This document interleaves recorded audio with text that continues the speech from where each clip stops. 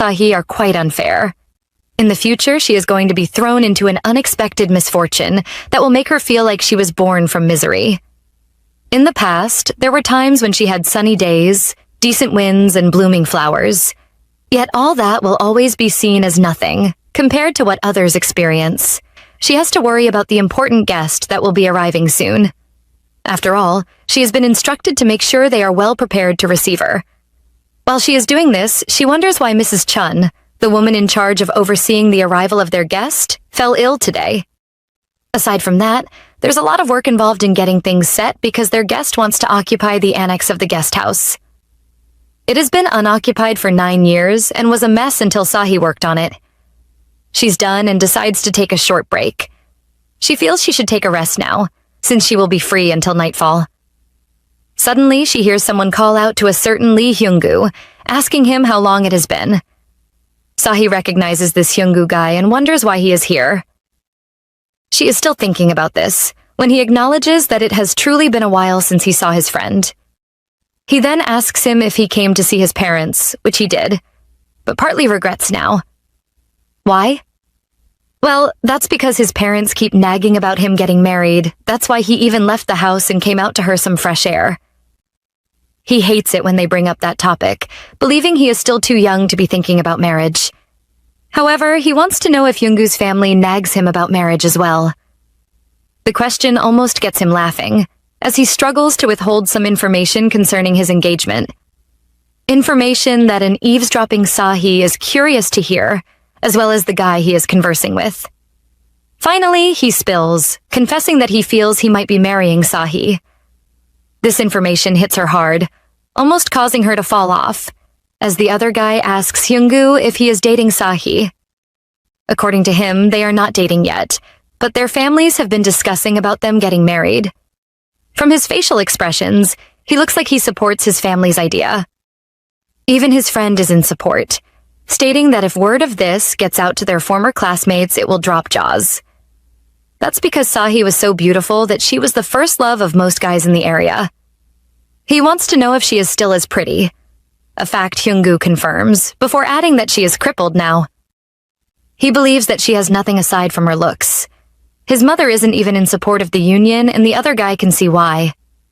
At this point, Sahee decides to stop eavesdropping and leaves to go block the back path she forgot to block. She had forgotten because Mrs. Chun usually handled that, and she is sick now. She has to do it now before it's too late and their important guest arrives, but ends up bumping into a very handsome man, their eyes meeting and trapping her in the longest second of her life. At least until those creeps keep talking about her, ending the moment.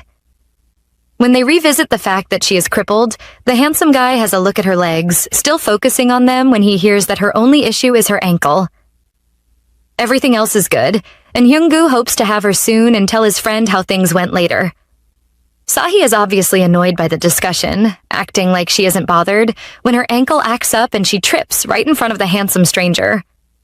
It's quite embarrassing and gets even more embarrassing when he swoops in and saves her.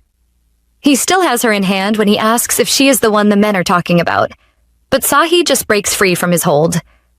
Before leaving, however, she bows, politely, announces her exit, and just leaves to block the back path like she initially wanted to. Once she is done with that, she goes to see her grandmother at the Yeonghwadang guest house's main building. On getting there, she tells her she came in response to her call, and her grandmother introduces her to a much younger woman named Min Yojin. Apparently, she is from some place called Jungmoon Enterprises. This lady is their important guest, so Sahee greets her respectfully, before introducing herself and stating that she'll be assisting her.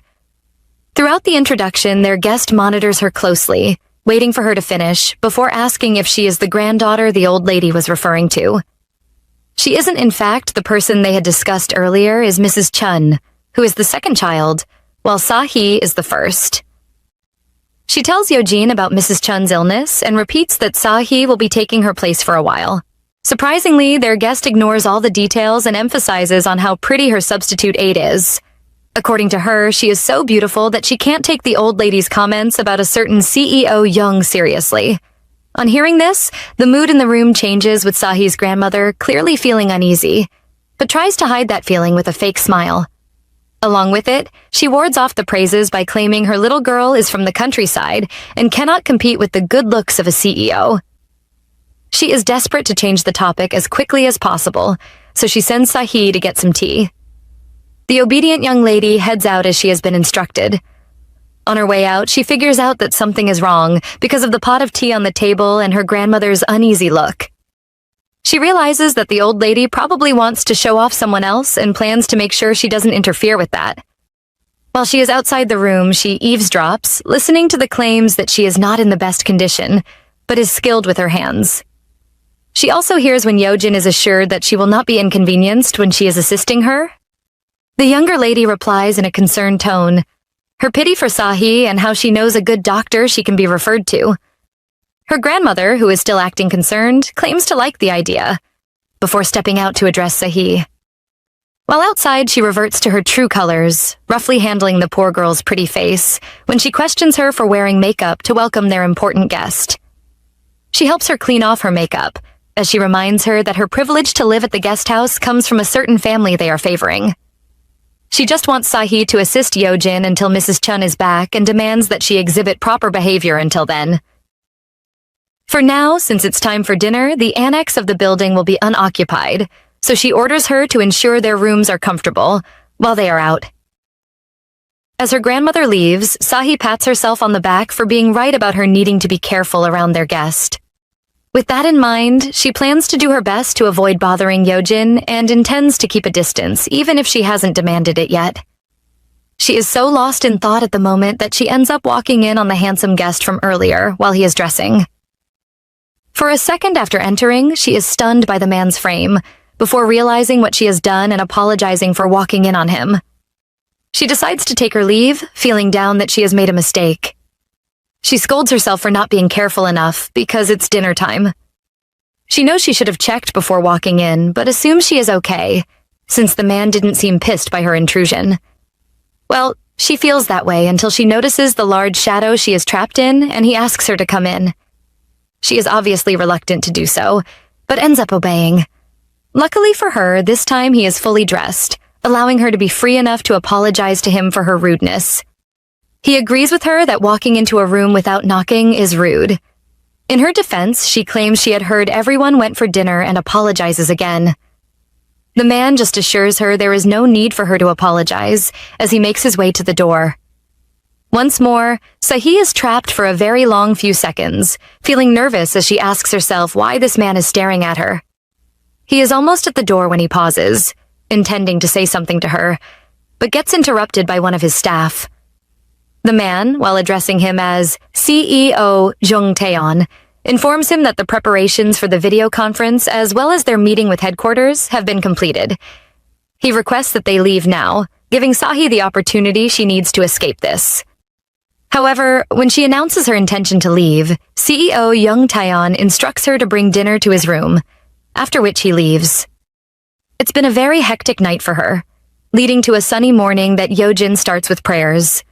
While she is praying, she focuses on the company and Taeon, but the man in question is busy working while she is at it. When she notices this, she calls him, ordering him to come and offer prayers like she is doing. She warns him to listen to her because she is his mother. Still, he refuses to listen. She then decides to try reasoning with him and starts by claiming to understand why he is unhappy about everything. She knows he is pissed because he was forced to come all the way out here as soon as he got to Korea, but she emphasizes that there was nothing she could do about it, since it was the chairman's decision. Despite this, she wants him to consider this as his first break in a long time and isn't done addressing the matter when Sahee shows up. She intends to come in, but even before she does, Taeon recognizes her voice.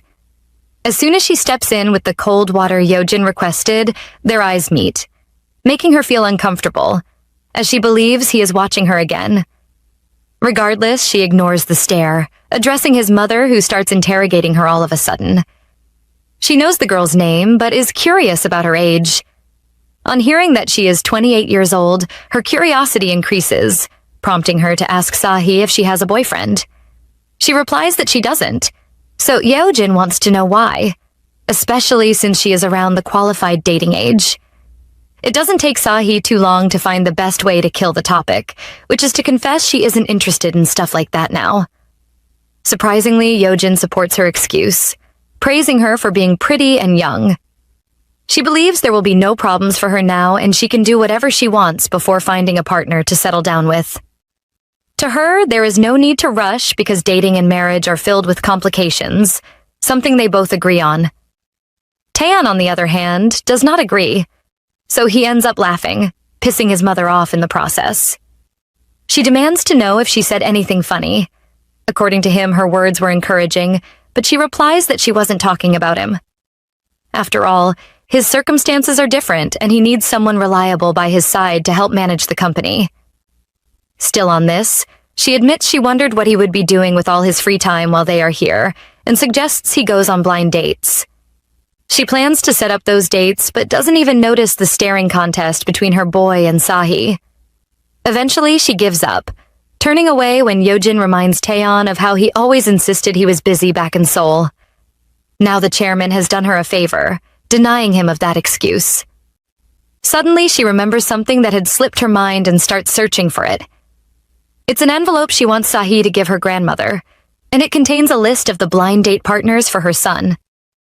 She wants the old lady to run through the list and see who is more compatible with him. After doing this, she leaves with him, probably because she wants to discuss more with him concerning the blind dates. Yeojin believes they do not have much time and advises him to make sure this doesn't drag on for too long. She wants him to meet with the ladies first, and when he finds one he clicks with, they'll proceed accordingly. Finally, he agrees, but that's not enough for her. What's important now is determining whether he is interested in their little idea or has his interest caught in something else. That something else is Sahee. So she asks him if she caught his attention, pointing out that she is very beautiful. Yet, when she asks Tayon if the girl is his type, he laughs, letting his mother know that he can see what she is up to. A surprised Yeojin accepts defeat, wanting to know if she made things too obvious. He simply responds with a piece of advice that she should go inside and get some rest since she looks tired. He then leaves her to herself, walking away, while thinking about how all he has to do is make the move if he is interested in someone. He agrees that Sahee is beautiful, but he'd rather not become a pathetic fool and waste his time on a pointless dream. Elsewhere in the Yeonghwadang compound, the girl of the hour is moving from room to room with clean bedsheets. Apparently, she is feeling tense and believes it's because she is tired. She has given her grandmother the envelope as she was instructed and plans to head back to her room once she drops all the bedsheets. It's no surprise that the next room on her list is Taeyon's. After what happened yesterday when she bumped into him, she decides to ask if she can come in before she does. Nevertheless, when she gets no response, she concludes no one is in and is grateful for this. She just wants to get over with this quickly and leave, until she notices the dinner she brought for him last night is still untouched.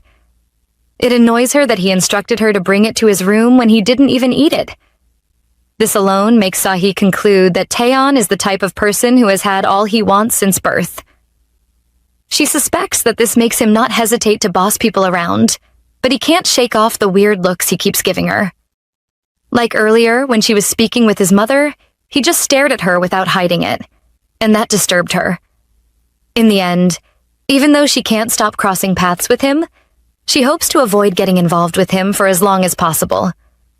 After all, he isn't going to be around for long, and he is supposed to meet prospective marriage partners.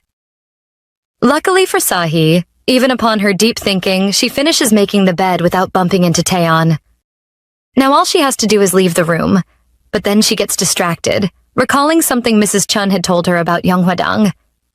She had said some of their guests used it as a place to hide their secret love affairs. Now she suspects Tayon is like that, seeing him as shameless even though he is unmarried. Plus, the building's annex has 2 rooms, one occupied by him and the other by his mother. The rooms are not even that far apart, and she suspects he has been having intimate moments without respecting the distance between them. At the end of the day, she is still cleaning when he starts heading back. However, on his way back, he stumbles upon a familiar face, some guy in glasses who informs him that his room is being cleaned at the moment. He had been waiting for Tayon all this time, but our boy is more focused on his room that is being cleaned. Just then, Sahee steps out and their eyes meet, resulting in another awkward moment. Still, she can't avoid this and walks up to Tayon and his visitor, who immediately starts a conversation with her. Firstly, he confirms that she is working at the guest house, before he introduces himself as the CEO's secretary. With a warm smile, he thanks Sahee for looking after them during their stay here. Sure, she takes the compliment as well as the opportunity to escape a long conversation with the men. Still, before she can leave, Tayon stops her and hands her a drink. It looks like a kind gesture, but then she remembers what she saw in his room and that she views him as a pervert. That prompts her to refuse the drink and head out. While she leaves, Tayon just watches her with his mind fixed on her words. No, I'm fine. I'll take my leave now. He is puzzled that after those 3 sentences, she ran away, making him wonder if she thinks he wants to pounce on her. He doesn't understand what has made her wary of him until he steps into his room and sees a box on the table. He suspects that his mother had sent the box and Sahee probably saw it, which was why she was acting funny. Upon that, he believes this just made things interesting. Now, back to the box. Tayon knows his mother didn't bring it here herself, after all. They parted ways not too long ago. He suspects she sent Secretary Kim to handle it, but he acts ignorant. The poor guy eventually breaks, and his body expressions of uneasiness eventually betray him. In the end, Tayon doesn't really scold him. He just wishes he was more discreet next time he is carrying out his mother's will. The secretary apologizes, but Tayon suggests he forget about it, before he slumps on a chair, looking frustrated. Because of his change in mood, Kim suspects something is wrong. He wants to know if something happened between this guy and his mother, but even he doesn't know. All he knows is that she is on edge. Because of his response, Secretary Kim admits that he is also frustrated, so he understands how Mrs. Yeojin is feeling. Tayon is now interested in knowing what he is frustrated about. He confesses that he is stressed because they are cornering his boss and protecting a man named Jung Taeon, who is already done for. This man who they are talking about is Taeyon's older cousin who was given a position in their company's construction group by the chairman. At first, it looked like things were going great for him, until the embezzlement of 8 billion won that stemmed from his misconduct. His poor ability to cloak his corruption gave Taeon the opportunity he was waiting for to cut his cousin down. Unfortunately for him, the chairman stepped in and protected the corrupt one. He constantly protects this man, and he is only doing it to keep Taeon in check. He is sure Chairman Jung isn't planning to simply hand over the company to him, and he is ready to take it by force.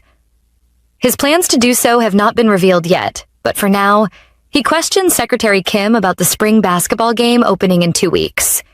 He is informed that his information is right on point, and that the club already sent them an invitation. He intends to look into this matter, believing things should settle nicely in about 2 weeks. Even if they don't, he wasn't the one who came up with the idea in the first place and feels the chairman would understand. Later in the day, Sahee is resting, as she reminisces on what happened earlier on with Tayon. Looking back, she wishes she just accepted the drink and wasn't unnecessarily cold to him. She is still thinking about him when she looks up to the sky and prays for Mrs. Chun's quick recovery. If her prayers are answered, Mrs. Chun will take over from her and she won't need to cross paths with Tayon again. Suddenly, she gets a message, disrupting her deep thinking. It's a message from a certain Kim Jawan, claiming to have some good news for her. Intrigued, she decides to call him and hear what he has to say. Once he picks up the call, she goes straight to the point, demanding to know what's going on, but he hesitates. Firstly, he wants to know how she can go straight to the point without first saying hi, and tells her he will be at her place soon. Obviously, this comes as a surprise to her, but he doesn't seem to mind asking her to come outside. Normally, she wouldn't have, but he claims it's important, so she decides to hear him out. Luckily for her, she doesn't have to wait too long for him to arrive, and when he does, he is loaded with smiles. Juwan's happiness is mainly because they haven't seen each other in a while, but she is more interested in the important information he was talking about on the phone. Again, he scolds her for being too straightforward before handing her a letter. Before reading it, she asks what it is and is shocked to hear it's a recommendation letter to study abroad. She wants a better explanation, but Juwan presses her to read it further, because the senders are expecting a response within the next 2 weeks. According to him, their terms aren't bad either. They just need her to show up without a care. He explains that it's a lifetime opportunity that will change the way she lives now. Juwon really wants her to consider it and is about to leave when he perceives the smell of cigarettes. Immediately, he wants to know who is smoking, waving his hand about to drive away the smoke, when Sahee stops him. Suddenly, she notices his attention is fixed in the opposite direction and turns to see what he is staring at. She discovers it's Tayon, and his presence causes a very awkward stare down between the three. During this time, Juwon can tell something is up, but is lost in the moment until Sahee snaps him out of it.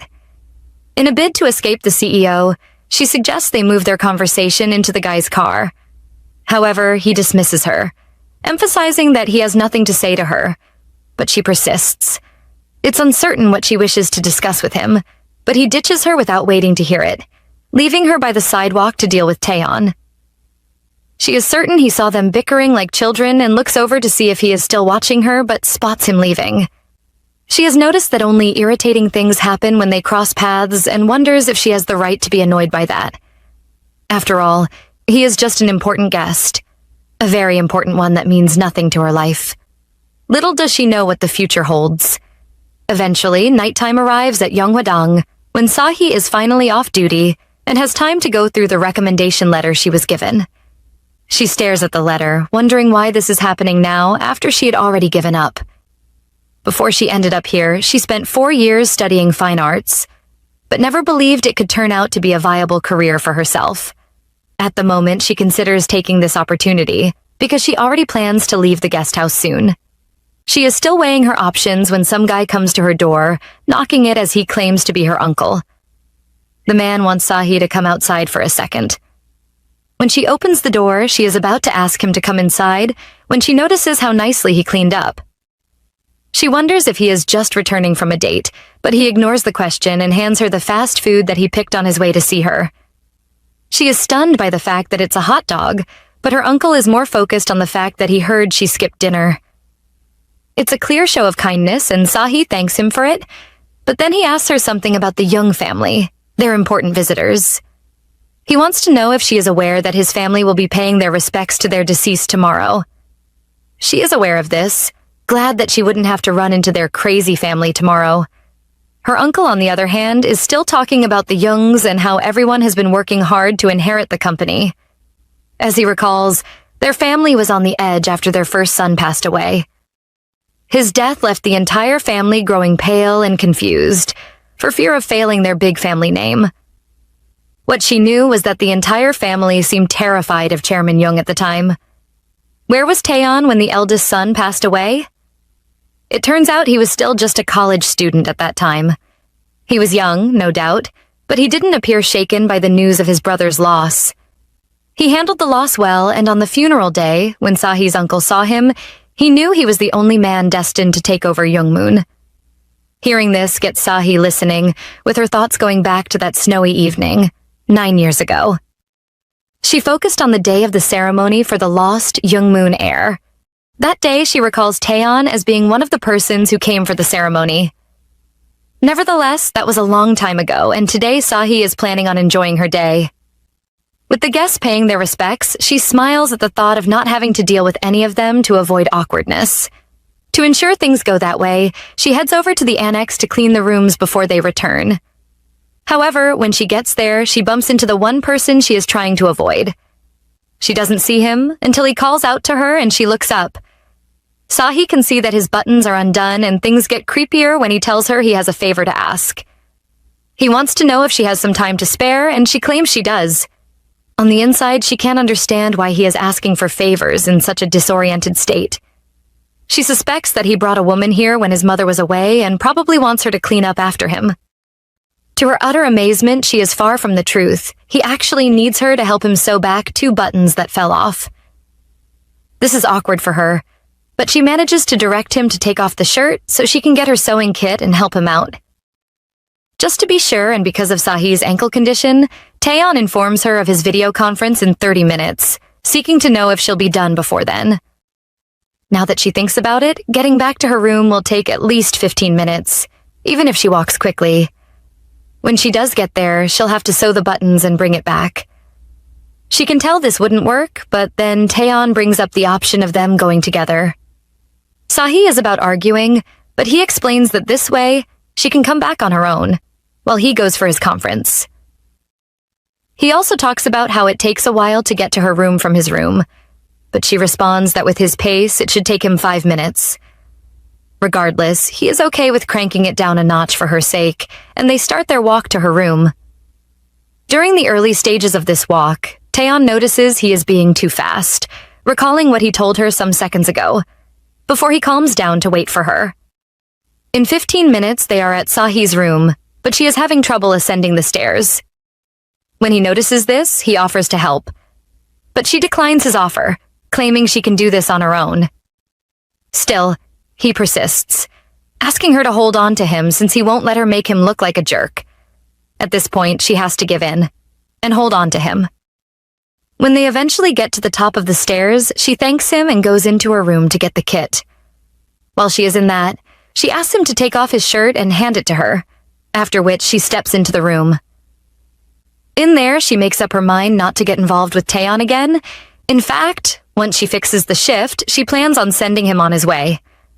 For now, she has to focus on fixing the shirt, as she has found her kit and permits him to go in and take off the shirt. As he does this, Sahee gets an urgent call from the CEO of a publishing company. She takes the call, but greets the caller in a low tone that the caller pays no attention to.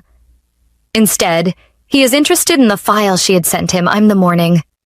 Apparently, it is the wrong file, and he wants to know if she can send it again. Obviously, she can't. Her excuse is that she is preoccupied and she will get back to him within an hour, but then Tayon takes off his shirt and hands it to her. This results in another few seconds of unsettled silence. During these few seconds, the caller goes wild, believing her line is dead. Sahee, on the other hand, has forgotten she is on a call and is focused on Tayon's perfect bare body. Luckily for her, she snaps out of her little trance in time and is about to start stitching it when she gets the buttons from him.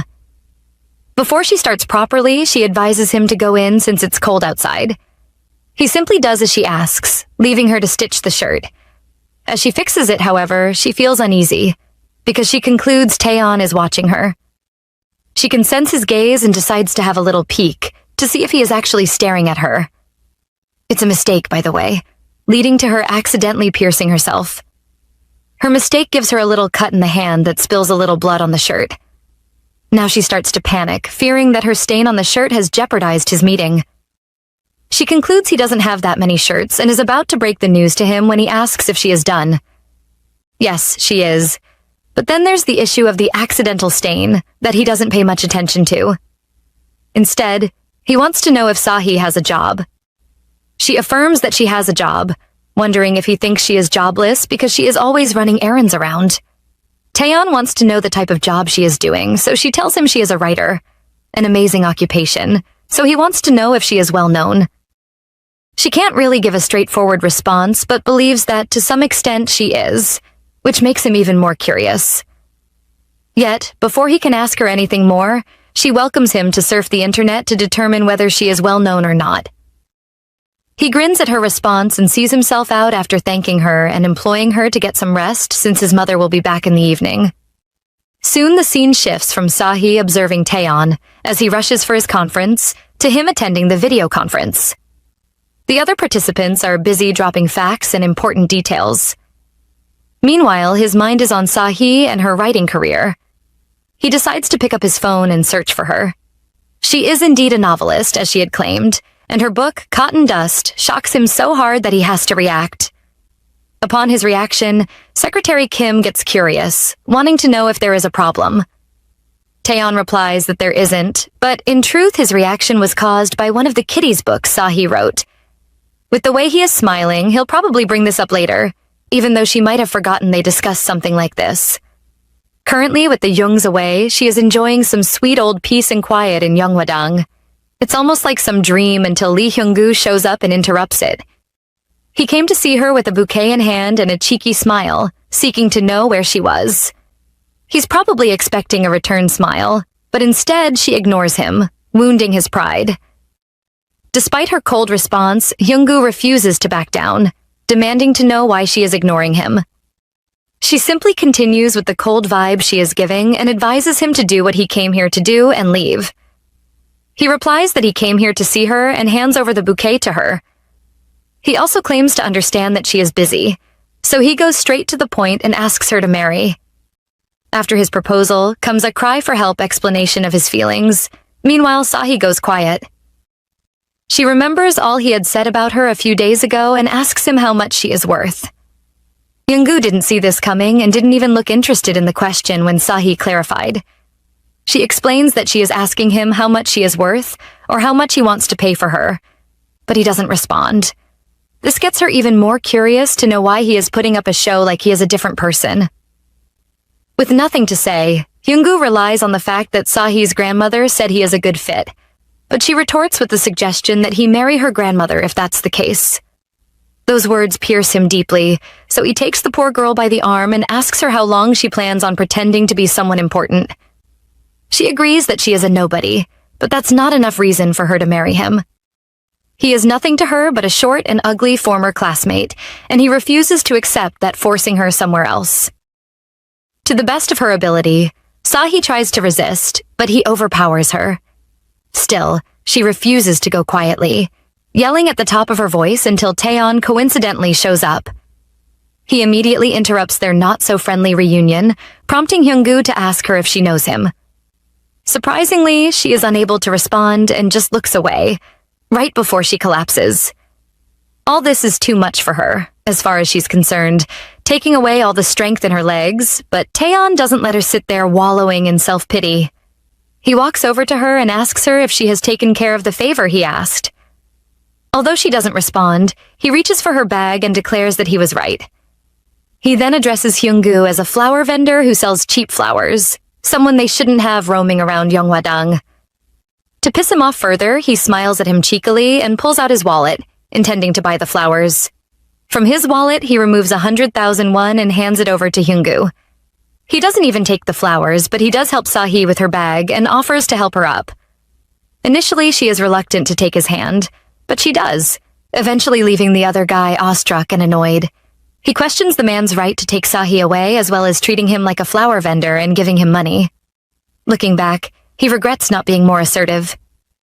He is busy venting when her grandmother walks to him and asks if he has come to see Sahee.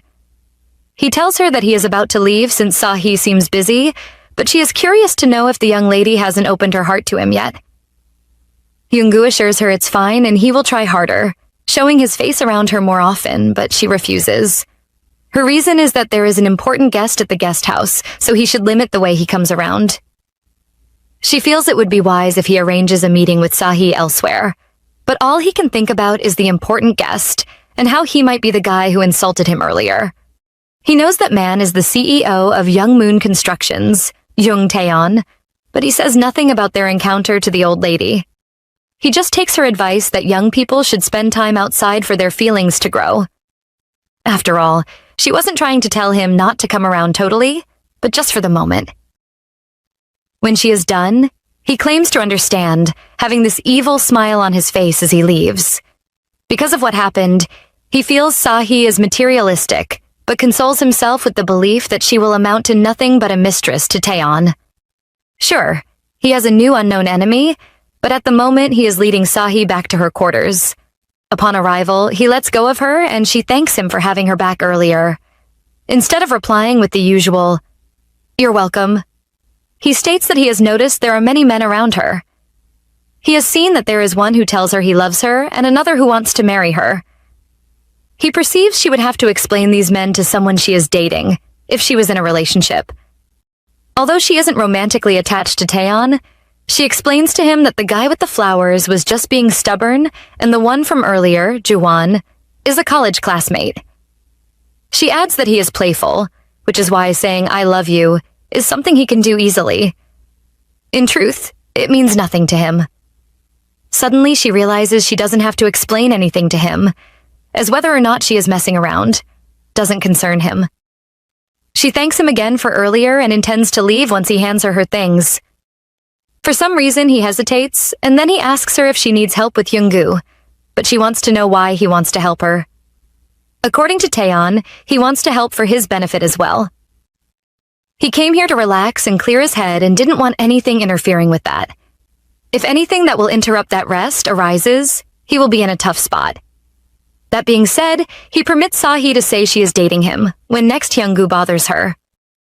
He senses that saying they're close wouldn't be bad for her, and when it gets inconvenient, she can just say they broke up.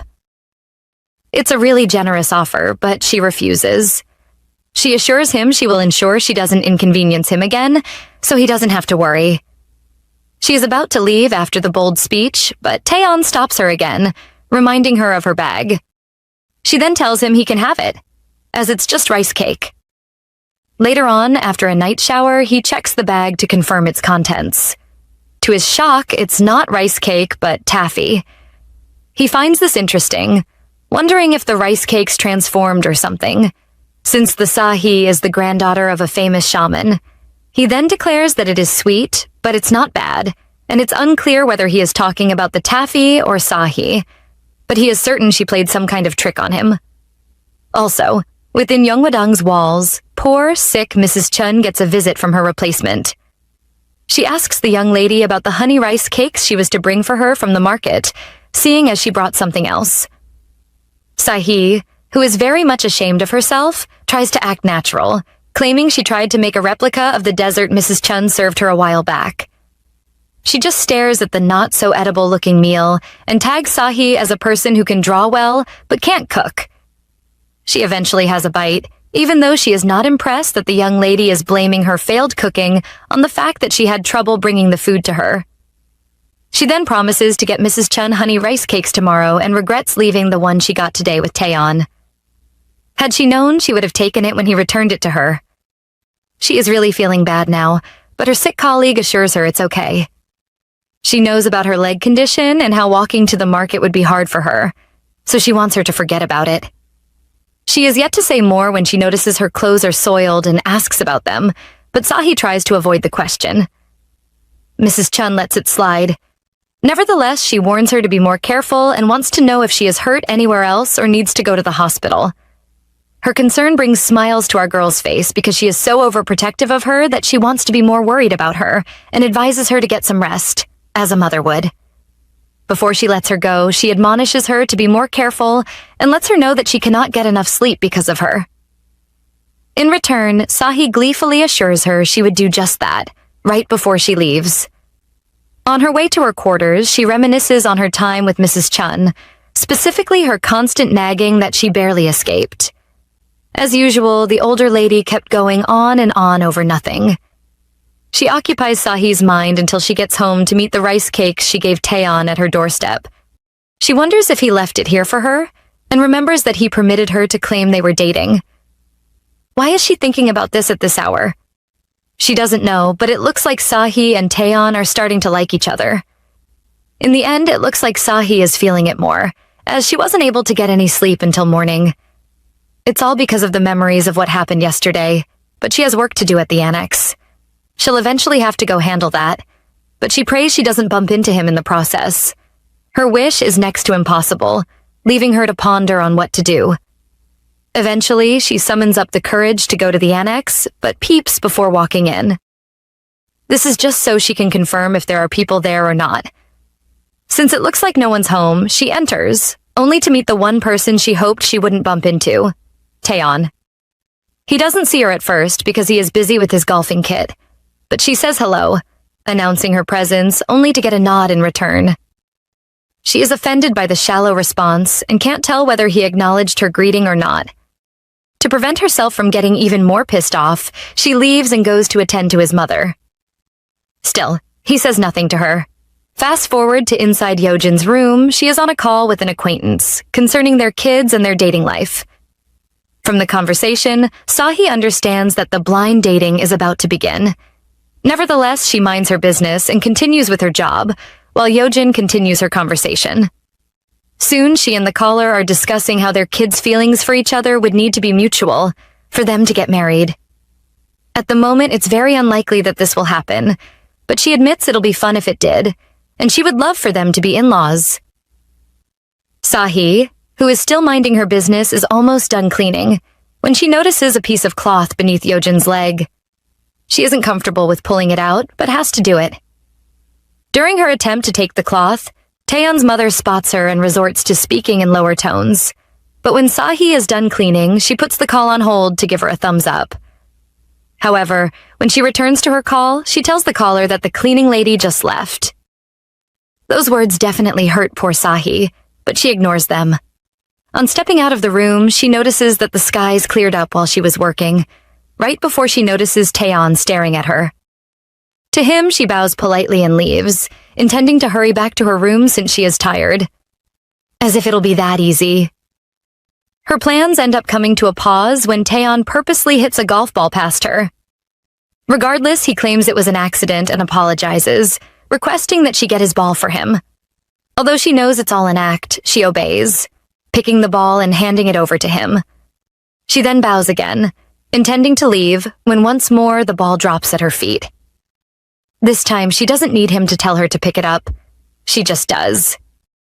She is now certain that he is doing this on purpose, but the annoying smile on his face makes her wonder if he has lost his mind. He asks her if she enjoyed the rice cakes. She claims she did, but can't understand why he is talking so freely with her when his mother might hear them. Still, she claims she enjoyed the rice cakes. He then tells her he enjoyed the taffy, which confuses her at first. She argues that she never gave him taffy, only to recall that the owner of the rice cake store gave her some free taffy. Initially, she wondered where it went, but now she knows that he ate it. Taeon, on the other hand, feels the taffy wasn't meant for him and apologizes for eating it all. As usual, it's not just some ordinary apology. He claims he has to pay her back for eating all the taffy, but she doesn't welcome the idea. She even tries her best to argue that she has received more than enough and begs him to take back his golf ball so she will be on her way. He is about to drag this topic when Secretary Kim swoops in to save the day, without even knowing. He actually came to tell Taeon about the team leader of their home maintenance team that has just arrived for work and offers to call the man since Taeon seems angry with him.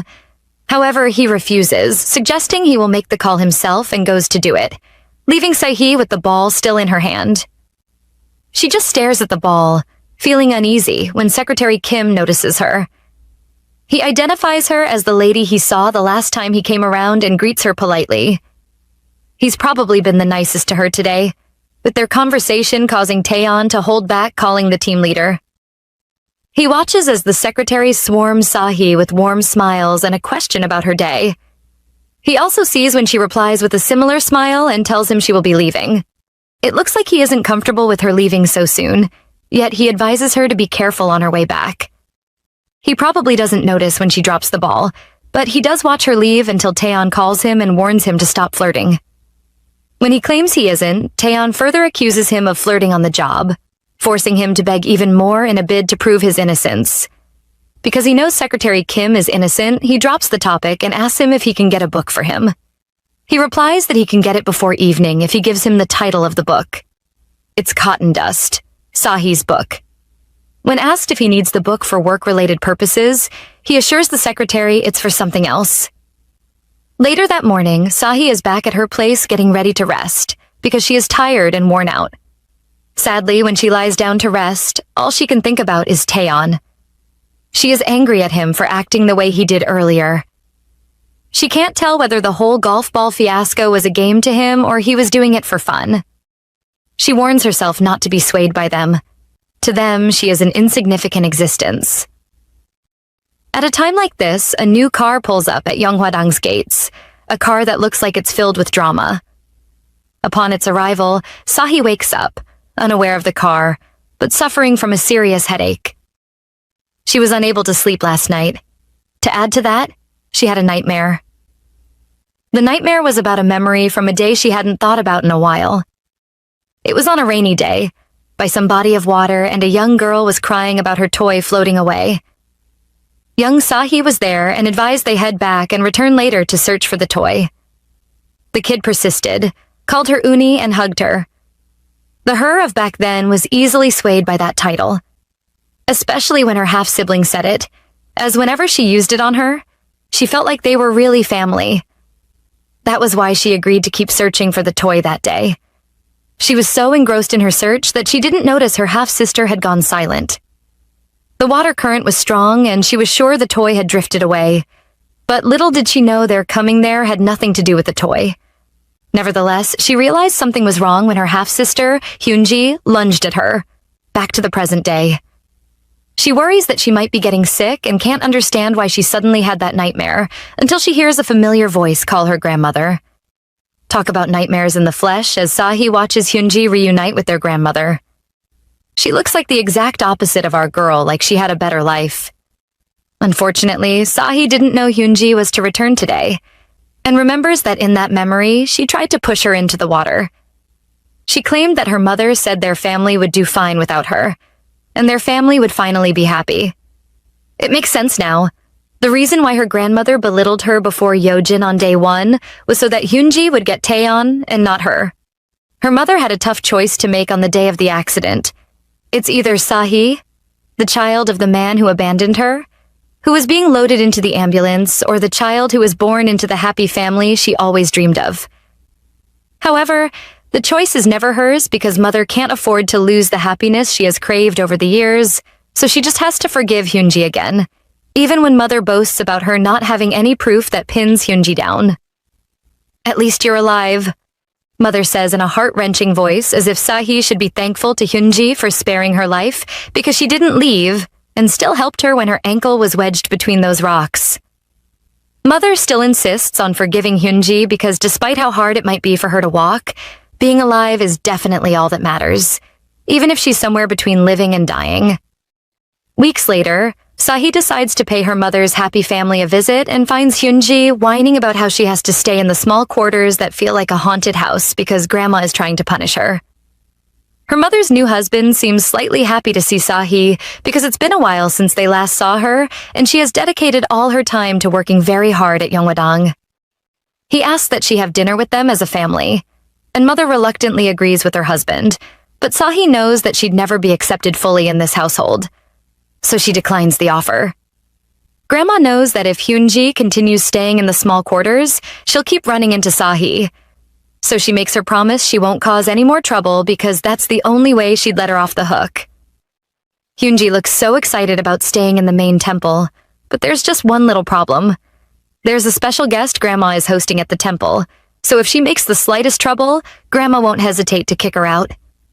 Uncle Bang remembers that he forgot to give Sahee some information because he got distracted by Hyunji and her family, so he runs after her. He informs her that she'll no longer need to work at the annex anymore, starting tomorrow, and Sahee is somewhat relieved. Maybe because if she doesn't have to go to the annex anymore, her chances of running into that guy will now be very low. God does show his kindness after.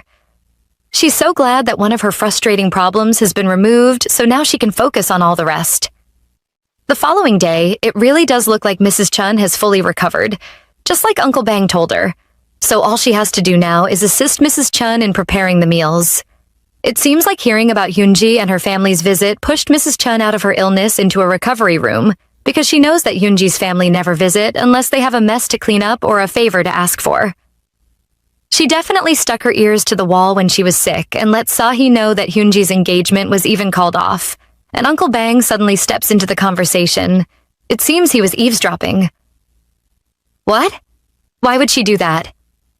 Uncle Bang blurts out in shock, because why would they suddenly call off the engagement after their endless bragging about Hyunji's marriage to the son and heir of the esteemed Jungyeon Enterprises? They can only wait to find out during today's family meal because they're very sure that Hyunji's parents will ask grandmother for her help in this mess. During the meal, Hyunji's father mentions how glad he is to see every member of the Yeonghwadang family gathered together after all these years, and grandmother, his mother-in-law, also agrees with him. She asks how he has been dealing with the news of Hyunji's engagement being called off, but he seems okay with it as Hyunji is still quite a young woman, so she'll definitely find some even better. He even states that Hyunji isn't the type to give up easily in situations like this, and she agrees as she tells grandmother that marrying the heir of Jungyeon Enterprises would have even been a loss on her side, so she's definitely glad that she has the time to recover and relax from such a toxic relationship. However, grandmother isn't convinced by all their pep talk, and even reminds Hyunji that this isn't the time to relax, because she has to start making a living for herself. But her father insists on taking care of Hyunji's needs. Grandmother is furious. This doesn't seem to sit well with her because why does her son-in-law still feel the need to provide and cater for an adult like Hyunji?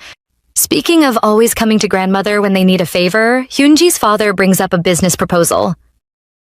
Their food company, Bok Food, is trying to launch a new salad business, and he has consulted a professional branding team, so all they have to do is integrate it into their food business, as it's going to bring massive growth to their company. He even goes ahead to suggest that Hyunji and her mother are made branch manager and assistant manager, respectively, so she wouldn't have to worry about them being unemployed. Mrs. Chun was actually correct because Hyunji's dad would never visit her grandmother, except if he had a favor to ask. But grandmother isn't ready to grant his request again. She reminds him of all his failed business even after she funded him over and over again. He should just stick to his current business while he tries to grow it. It's either Hyunji works at her mother's factory or gets into ballet again like she used to. Maybe she'd find a suitor in the process, or possibly get some money while at it. Suddenly, a tall young man walks in. Looks like grandmother invited him as she introduces him as the son of Madame Yoon, a Yeonghwadang guest. Sahee seems so uncomfortable seeing him here, and Hyunji notices their awkward vibe while he introduces himself as Lee Hyunggu. Meanwhile, the man Sahee has been avoiding has noticed that she no longer comes around because they assigned someone new to do the cleaning and food delivery around here. It seems he's really missing her. He can only wonder where she went. Maybe she departed like the protagonist of a book he has in his palms, a story of a troublesome dark speck of dust that embarks on a journey to become cotton candy. Turns out the story was, in fact, written by Yeon Sahee. If truly she was this speck of dust, she would be like a golf ball swung far away, just like the many inconveniences of life. His feelings for her might be unpleasant, but it doesn't mean that it doesn't exist in his heart. So he's ready to find her if she doesn't come to him. Back at the family dinner, grandmother lets them know that she invited Hyunggu to repay a favor because his mom does a whole lot for Yeonghwadang, so he should try to feel more at home. He then goes ahead to share his business card, and Hyunji's father gets one, while the thoughts of grandmother inviting Hyunggu to hook him up with Sahee has clouded Hyunji's head. She decides to shift her mind to the business card that this young man has handed her father, and they're both in shock that he's from the family of Jaehan Distributions, a very famous and wealthy distribution company. Grandmother should have introduced this kind of man to me. Hyunji scoffs internally as Mrs. Chun and Uncle Bang speak about why grandmother probably didn't want Hyunji to stay at the main temple. She's a very cunny girl, and that's why she didn't want her to meet Seo Young, because she'd act the same way she did today because she feels she knows her place. Suddenly, Sahee's smile vanishes, and they notice it. They know she's quite uncomfortable because of Hyunji and her family, so she should probably go to Seoul if it feels too hard for her to cope.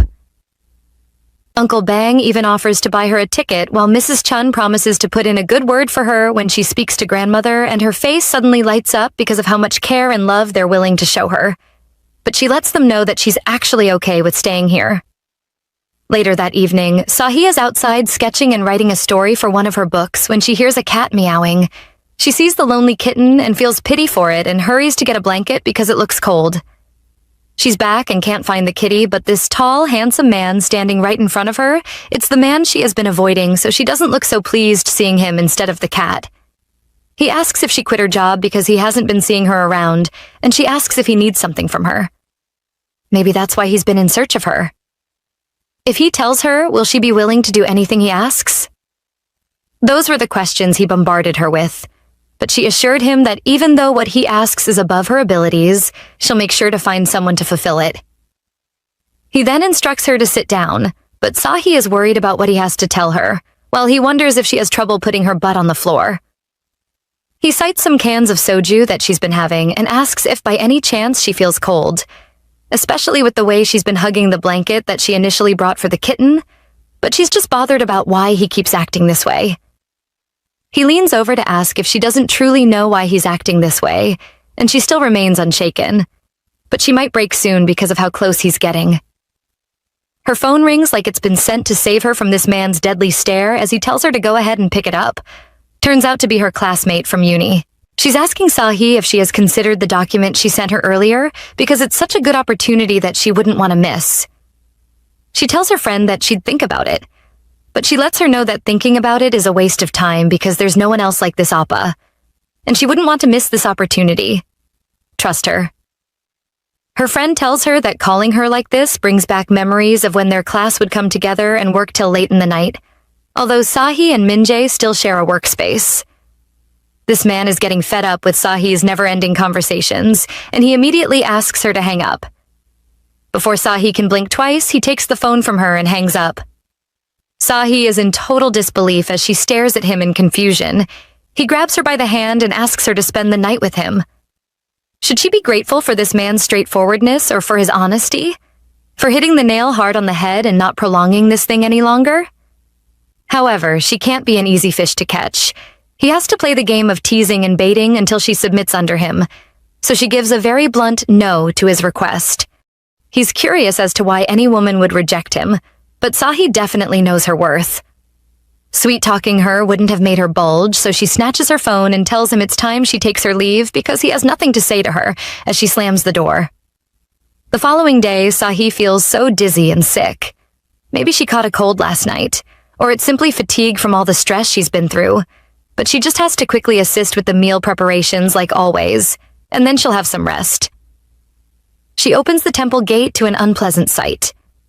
It's Lee Hyung-gu, her former suitor, who lost interest in her once he met Hyun-ji, and he immediately tells her that he isn't here for her, and she isn't surprised at all. She somewhat feels happy that his attention has diverted from her to her stepsister, so she immediately ignores him while Hyun-ji runs up to him with so much excitement that she hasn't seen him in years. Hyun-ji seems like she's trying to rub it in Sahee's face that she can get any man she wants, but Sahee doesn't seem affected by it, because she never liked Hyung-gu in the first place. While Hyun-ji is busy blabbing about all the sweet things that her oppa is doing already, Mrs. Chun calls out for Sahee like she's in some form of distress. Sahee can only wonder what she did wrong this time around. She asks Sahee what she was up to while she was on her sickbed, and Sahee can't remember anything else she did around that time, apart from carrying out the duties she was assigned. She goes further to state that CEO Jung, the man Sahee has been avoiding and hates running into for any reason, wants to have his meal at the annex. He usually eats his food at the annex.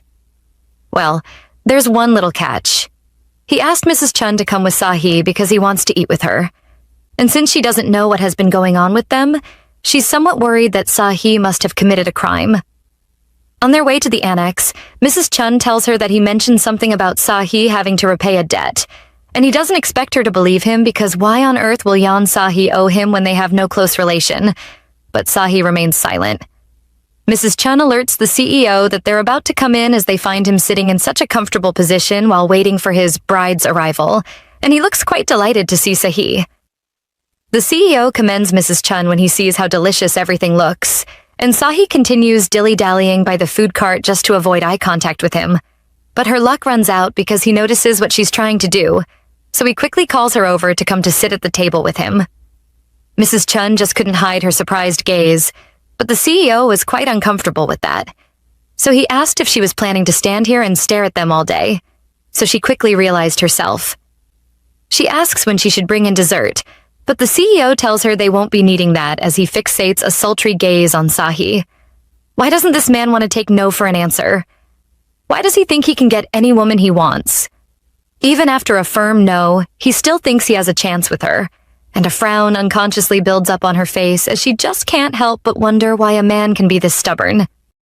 Jung notices the frown on her face and goes ahead to tell her that he didn't think having a meal with her could be this difficult, as he even noticed that she shares a strong bond with the lady that just left.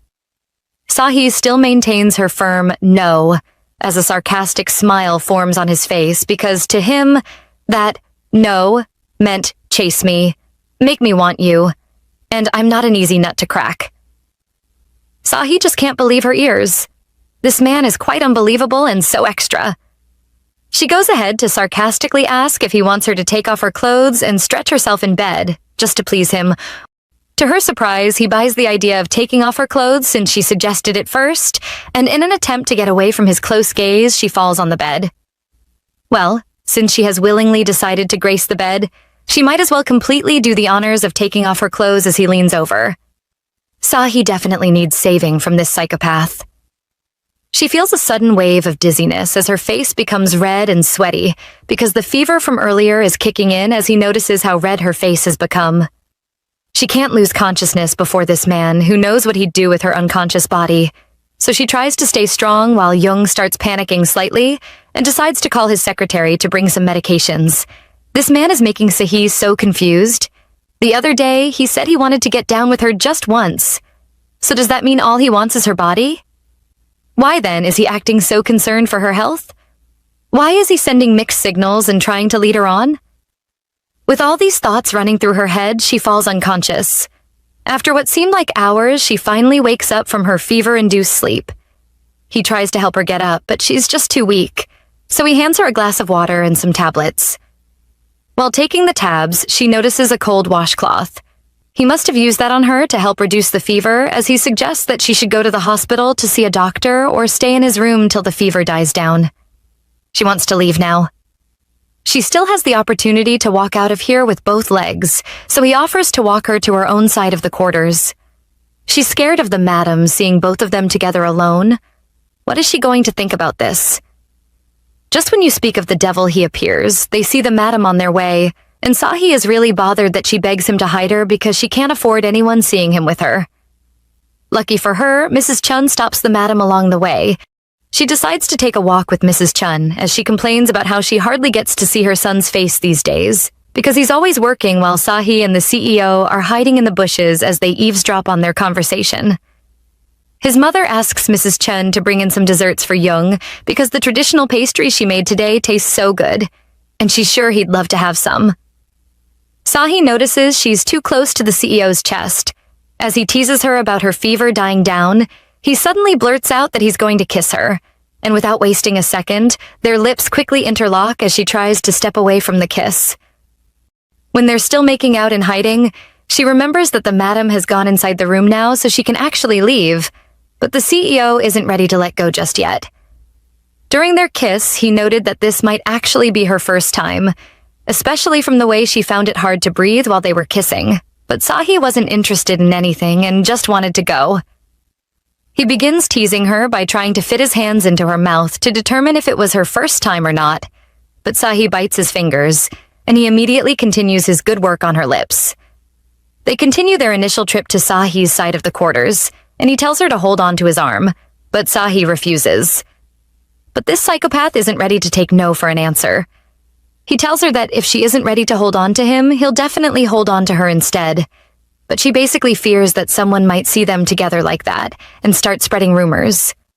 Luckily, the small quarters are quite nearby and nobody really comes around here.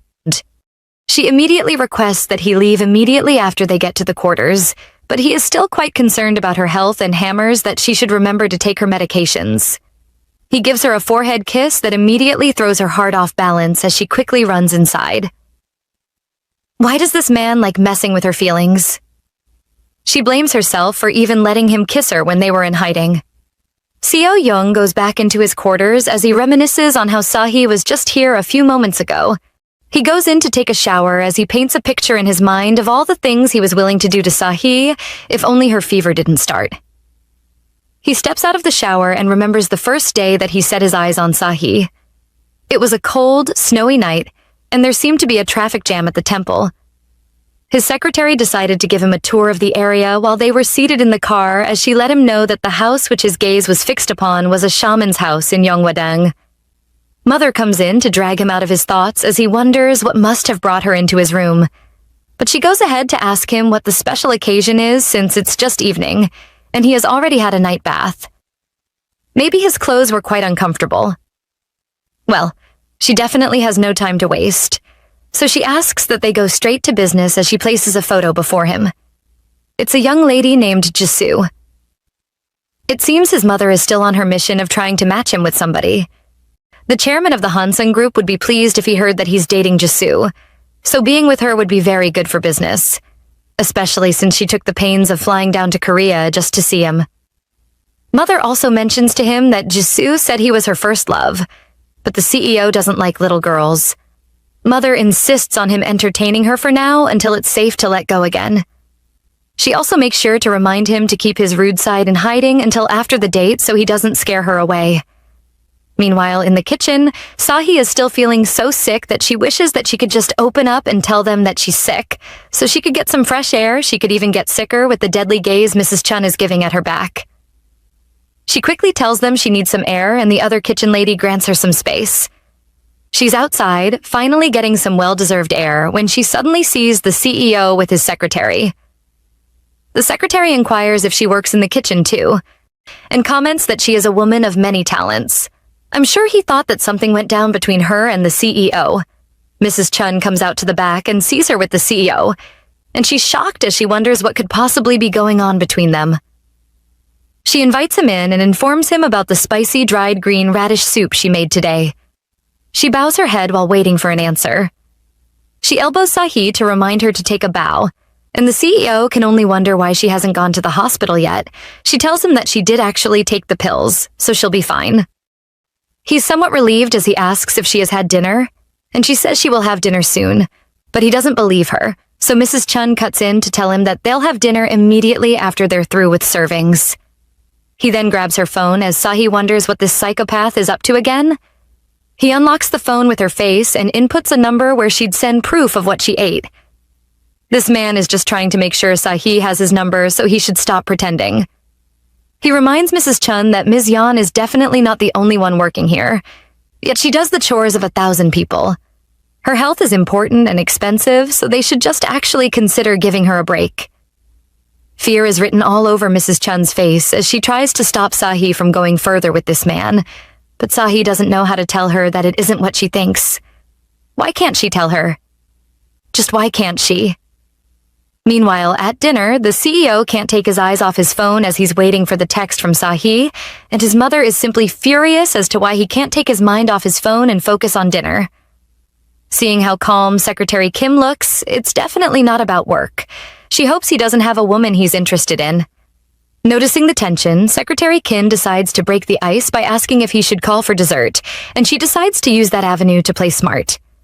She commends how kind and thoughtful Secretary Kim is, so her girlfriend must definitely be pleased and happy with him. But Secretary Kim is slightly embarrassed as he lets her know that he doesn't have a girlfriend. She then offers to give him one as she mentions Hyunji, the second daughter of this household. Secretary Kim knows Hyunji and even goes ahead to tell her that he heard that she has a boyfriend, and he even saw them kissing passionately in front of the building. She giggles and mentions that she could have recommended the eldest daughter, which is Sahee, if not for her leg injury, as she even goes ahead to ask Young what he thinks of the match. He slams his hands on the table as he tells her that he doesn't know if they'd be a good match or not, especially since she and Secretary Kim are of a different league's class. Secretary Kim gets emotional as he reminds the CEO of how hardworking he has been for him, making sure to devote his time and energy to his work. But after 7 years of working with him, he hasn't developed even the kindest spot for him, and still goes ahead to tell him the meanest things. Mother agrees that Young is being too mean to Secretary Kim and reminds him that he shouldn't be mean to those close to him.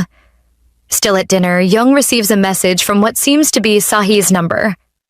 Sahee is relieved that she has sent him the number, so she should actually go ahead with her chores, but she receives a quick reply from him, asking if she's asleep because he's coming over right now. Sahee is startled because she really doesn't want to see him now, so she turns off the lights, hoping he'll turn back if he senses that she might be asleep. But luck wasn't on her side because he saw her turn off the lights, so he called her phone and even sent a text to let her know that he was outside already. She refused to reply to his texts, so he went ahead to call her, and luckily she picked up. He asks if she feels better now, and he knows that she didn't turn off her lights to sleep. She's not so good at lying. He apologizes for being mad at her earlier today, but Sahee can't even understand why he feels the need to apologize.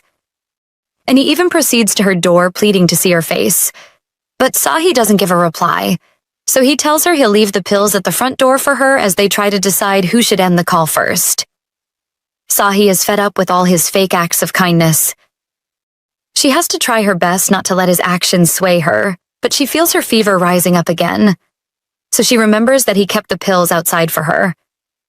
She's about to go take them when she notices that this man is still sitting outside her front door, and he quickly turns to meet her while she complains about why he's still here when he says he's leaving. He reminds her that he only said that he'll deliver the pills before leaving, not that he was actually planning to leave. He even goes further to hand her the pills as she contemplates if she should give in to this man's request, so he'd leave her alone. It's something she'll just have to endure for a short while and something she'd probably forget as long as they don't get caught.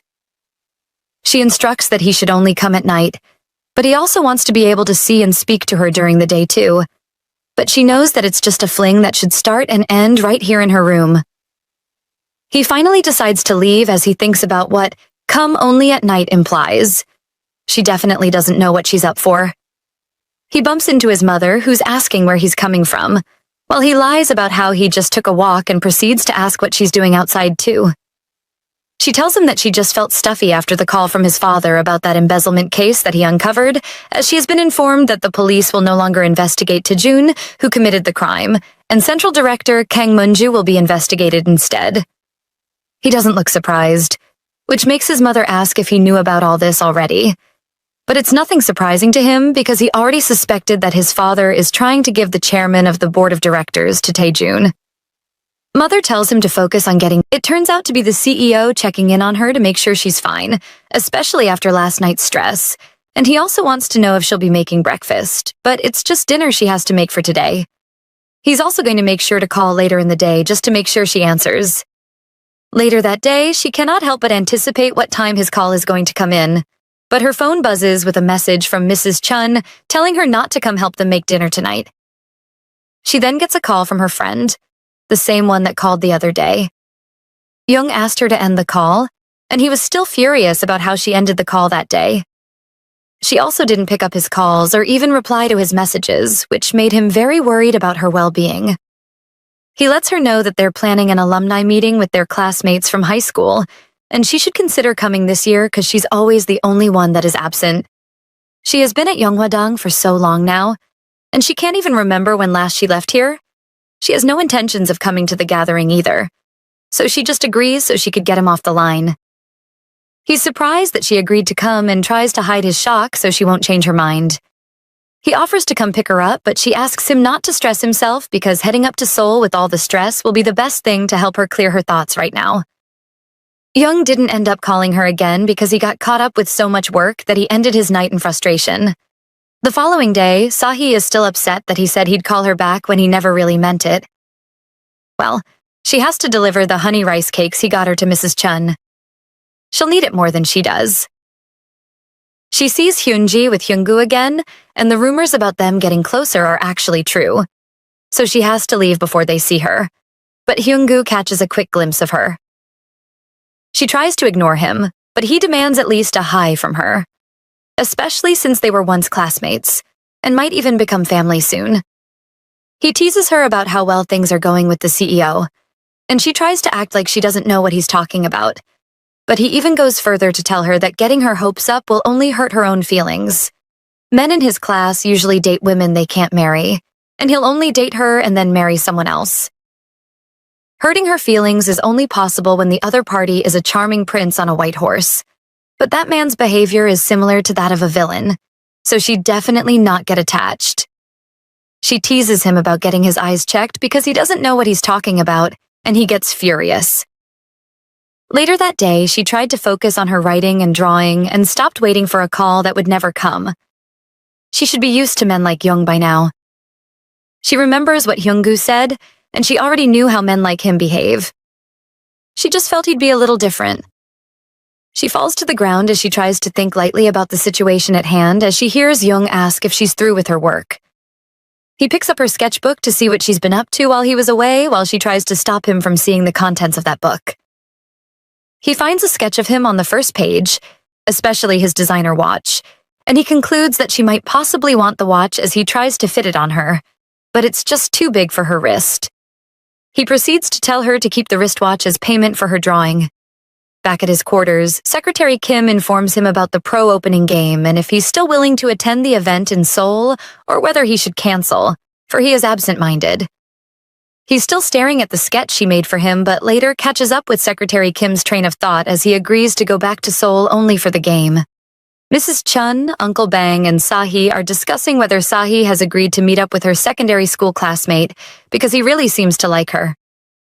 She couldn't wrap her head around how they were talking about rice cakes a few minutes ago to now talking about this. They even heard that the rice cakes were from a very popular restaurant that even appeared on TV. They must have really liked her then. However, he seems very clueless because Sahee doesn't like rice cakes apart from the ones made in Yeonghwadang, and they were so delicious that she ate an entire pack and even served some to those at the annex. Sahee is shocked. What if Jung finds out that she rejected the rice cakes? That picky eater of a CEO even cleared his plates and has never done that whenever dessert is served. Sahee can only wonder if he's mad at her, especially how he went to such lengths to get her those rice cakes. But she gave them to someone else. She suddenly receives a text from him asking if he could visit her tonight for something serious. Back in her room, she goes through their alumni group chat to see what's been going on. She finds out that everyone is so excited that she's finally coming for the reunion this year, while others seem to believe that she's actually going to come. She honestly wasn't avoiding any of her classmates. She had just been stuck in Yeonghwadang for quite a while, and she had forgotten how to communicate with the outside world. She actually has to give Juwon a reply soon about the offer of studying abroad. She's torn between going to study abroad or continuously wallowing in this pit hole. If the offer had come a while back, her bags would already have been packed and ready to go. But now that she has started developing feelings for the CEO, this has become quite a tough decision for her. She hears a sound outside as she wonders if the CEO actually came to see her as she tries to apply some lip balm before going to check. Why is she going through this hassle just to please this man? She has to conduct herself wisely. She opens the door and finds him sitting outside waiting in anticipation for her. Once she crosses this door to meet him, she should know that it's all over. This is such a tough decision to make, but it's one she has to stand up to. He asks if she's had any alcohol, but she lets him know that she doesn't drink every day. So he proceeds to ask about her drawings. But she's not ready to answer. Not after he found a sketch of himself in her book. He then leans over to tell her that he actually did enjoy the rice cakes as she apologizes for giving them away because she's not a fan of rice cakes. He then asks what she likes since she doesn't like rice cakes, but before she could give an answer, he leans over as he locks his lips with hers and then proceeds to carry her inside her room. She just wants him to be over with this thing and even asks that he turns off the light, but she's such a magnificent sight to behold that he just can't turn off the lights. He makes sure that she is relaxed enough to enjoy the ride of her life because this night isn't ending so soon. The next day, she wakes up to him still by her side as she finds him making a sketch which he purports to be her, but she just can't see any resemblance between his sketch and her face. He squints in pain, and he's so concerned, so he asks her to lie down so he could take a look, but she's quite shy. So he reminds her that he's probably seen everything already last night. She has hickeys all over her body, which makes him intensely attracted to her again that he even forgets it's morning and wants to get down again. She's tired and wants him to leave now, and she's so startled and worried when she hears Secretary Kim put his name. Who knows how long he has been out there? With how shy she looks, he knows she wouldn't want to go out for breakfast, so he asks that she sends what she will have for lunch later in the day or better still join him for dinner, but she refuses and asks him to come in the night like they agreed. As he's about to leave, he cites the abroad scholarship form she left on her table as he wonders why she hasn't grabbed the opportunity yet. Rumors are spreading around the quarters that Chase Yeonbak has gambled away with Hyunji's marriage money, and the whole family is a mess. Hyunji is crying her eyes out while her dad is trying to beg the saintess, as if begging would quench her anger. Mrs. Chun is away, and there's nobody to serve the CEO's meal as nobody in the kitchen is strong enough to face that rude CEO. Uncle Bang is chosen to do the honors, but he has so much to do already that serving the CEO would only take up so much of his time, so he begs Sahee to go instead. She gets to the quarters, and Secretary Kim is glad to see her, but the CEO is so engrossed in his work that he hasn't noticed that she's the one standing there, so she has to make a run for it before it's too late. As she's about to do so, he catches a glimpse of her out of the corner of his eyes and asks her to wait. Secretary Kim quickly understands the room and tells them he'll have his lunch outside. Jung draws Sahee to himself and tries to get down with her again, not minding that someone might walk in on them, but he actually doesn't care. He notices that she's swollen and tells her to go rest because he'll come to her at night. Back in her room, she blames herself for letting him win again, despite how much she fought just to stay sane. He makes her go crazy around him, and why would he say that she's starved when he's always the one chasing after her? She texts him not to come again because she's planning on sleeping early today, and there's also no need to tell him that she's going to Seoul. It's not like they're dating or something. Her phone rings and it's Juwon on the line. He's calling to confirm if she's still going to make it to Seoul tomorrow, especially since she decided so quickly. He wants to make sure that she finds her way there and also knows the time to expect her. She ends the call and is about to leave when she notices that Jung is standing at her front door, even after telling him not to come. He finds her luggage outside and asks if she's going anywhere, as he actually came to check up on her, and he sways her off her feet with a kiss. He's worried that that friend of hers who's always calling her over the phone will be there, so he tries to assert dominance. They get down again, and the next morning he asks her to get some rest before going to Seoul. Jung's mother is surprised because of how he suddenly showed up in Seoul without any prior notice, but she's still glad he did because Jisoo fly into the country soon. Mother asks if he took out his time to read the documents that she gave him, but Jung has little or no interest in this matter, and it hurts his mother that sometimes he's painfully like his father. And this is very unpleasant for her. When Sahee got out of bed, she couldn't find her luggage as she had a strong hunch that Jung had taken it, so she decided to call him up and find out. It turns out that he actually took the luggage with him. Maybe he was trying to lessen her load, or probably get her to come see him at the hotel he has asked Secretary Kim to book under his name. As they head out, Secretary Kim appreciates how the flowers have bloomed and turned Yeonghwadang into a very beautiful place. Meanwhile, the CEO reminiscences on how the first time he came to Yeonghwadang was so snowy. Instead of the flowers they're seeing now, it was snow all over. He passed Sahee by as he took a keen notice of her doll-like face, as what he felt for her initially was a sense of kinship. Then curiosity came by, and now he just wants to see emotions bloom on her dollish face. Now he's stuck in his bullshit, and can't find a way out of this mess that he created for himself by trying to get to know the talked about woman Sahee. Return it. My luggage. These words brought him back from memory lane as Sahee demands that he hands her luggage right away.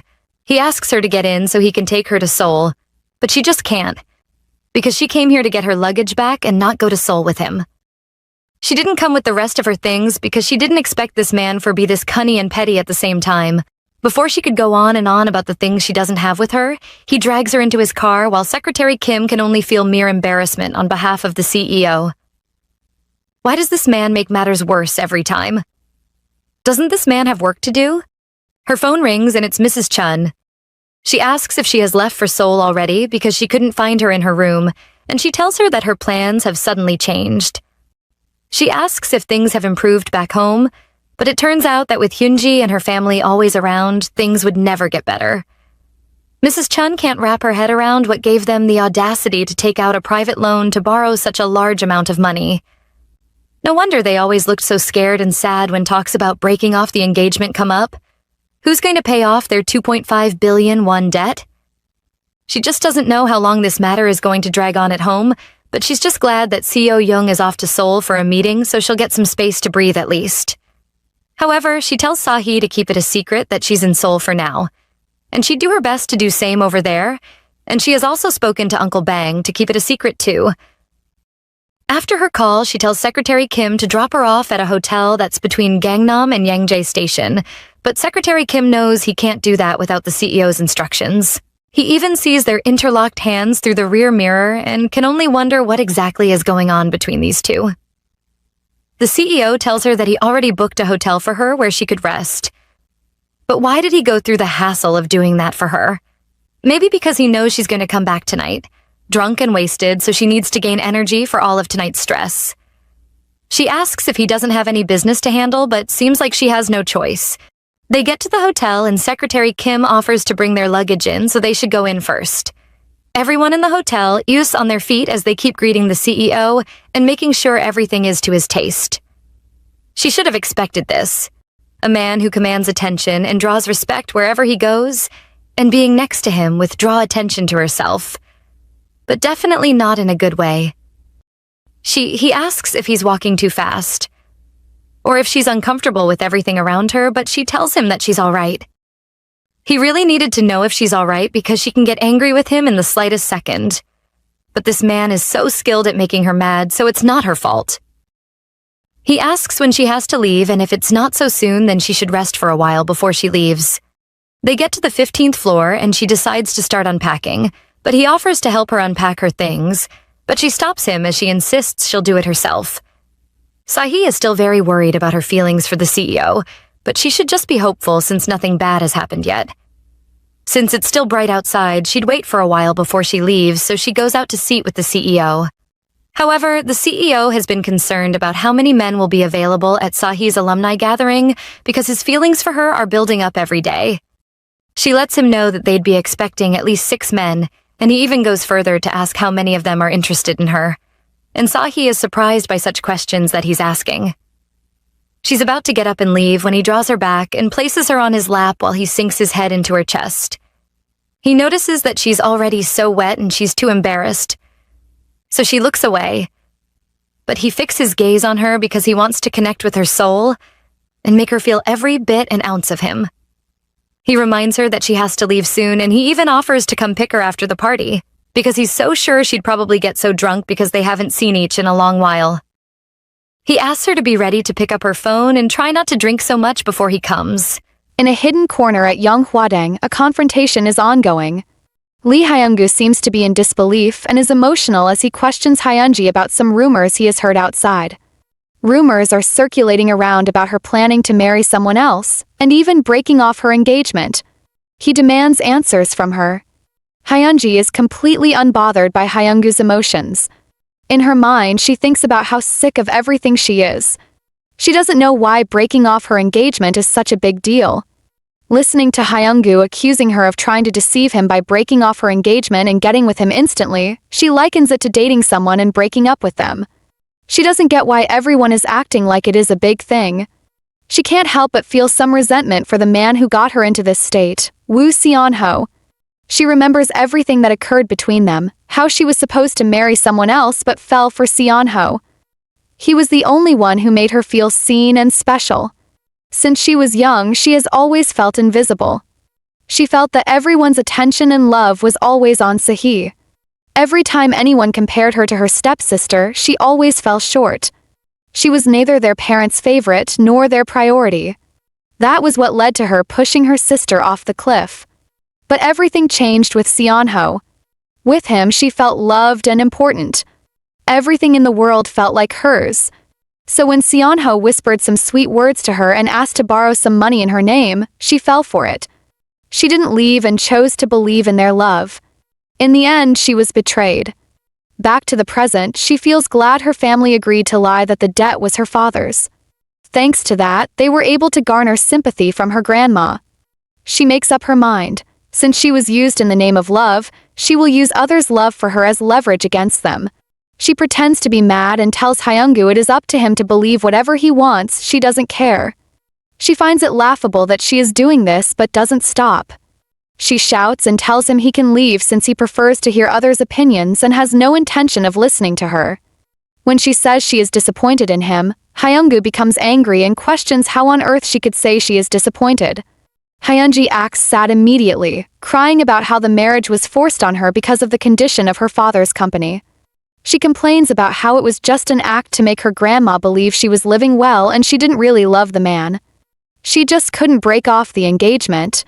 Seeing her crying, Hyungu feels guilty and all his anger is gone. She hugs him and says she was going crazy too after meeting him. In her mind, she refuses to believe this is her life. 25 million in debt, expulsion from her dream ballet troupe and breaking off her engagement. She can't accept this. In another city, our female lead Sahee is attending her class reunion. She is sitting next to her friend who teases her. She talks about how it feels like they have traveled to their past days of working and getting drinks after with her here. Sahee denies this and points out that it must be because her friend's former crush, Park Min-jae, is here. The lady silently agrees and remembers him as being crazy in love. She wonders if Sahee isn't take back to their boy-crazy days upon seeing Min-jae. Sahee advises her to stop drinking, but her friend just leans closer and asks if she is seeing someone. Before Sahee can respond, she answers the question herself and says it is impossible. There are no guys in Seoul, so how could there be guys back in Sahee's home? We don't know what Sahee thinks of, but she blushes. Someone pokes her shoulder and she turns around. It is her friend Kim Jwan, who informs her someone has been calling her. Taking her phone out, Sahee makes a strange face when she sees the caller. It is Jung Taeon. She steps outside to answer the call. Jung Taeon demands to know where she is and she replies she is at a pub. He wants to know if she drank a lot, but she denies and says she only had a little. He feels she must be very drunk since she is speaking so casually. She tells him he is speaking casually too. He doesn't feel comfortable leaving her there and wants to know her exact address. She refuses, insisting she can get home by herself. She randomly thinks about how she can't see the stars from here because of the crowded buildings. Jung is a bit frustrated and asks her if she wants him to go crazy and search all around Gangnam. She chuckles, not believing he will go that far, but he dares her to try him. Knowing he can do such, she stops laughing and promises to tell him the address. She gives him a condition: he can't step inside though. When he arrives, he should give her a call and she will meet him outside. He scolds her, asking if she knows how many missed calls she has. She vows to pick up the phone this time. Unknown to her, someone is approaching where she is. Sahee wants to know when he will arrive. He isn't sure but still asks her to wait for him. Done with the call, Sahee hears someone call her name. She turns around only to see her friend, who immediately raises an alarm, yelling out to everyone about Sahee dating someone. Back inside the pub, Sahee is the focus of her classmates. They pester her with questions about her boyfriend, how they meet, how old he is, and if he is handsome. Sahee is feeling very uncomfortable. She tries to explain they are not in a relationship, but her female classmate is not buying it. She demands to know why he would come pick her up if the two are not dating. Kim Jwan, Sahee's friend, approaches and the female classmate informs him that Sahee has a boyfriend. Jwan is unsettled and his face pales. Sahee insists he is not her boyfriend, but no one believes her. Her friend wants to know what they're doing if they are not dating, which makes Sahee keep quiet. She can't expose that they are just intimate partners, can she? Very soon, a car pulls up outside the pub, making them all very excited. They admire the expensive car and pass the news around. Sahee tries to escape outside, but a male voice from behind stops her in her tracks. She stares forward with wide eyes.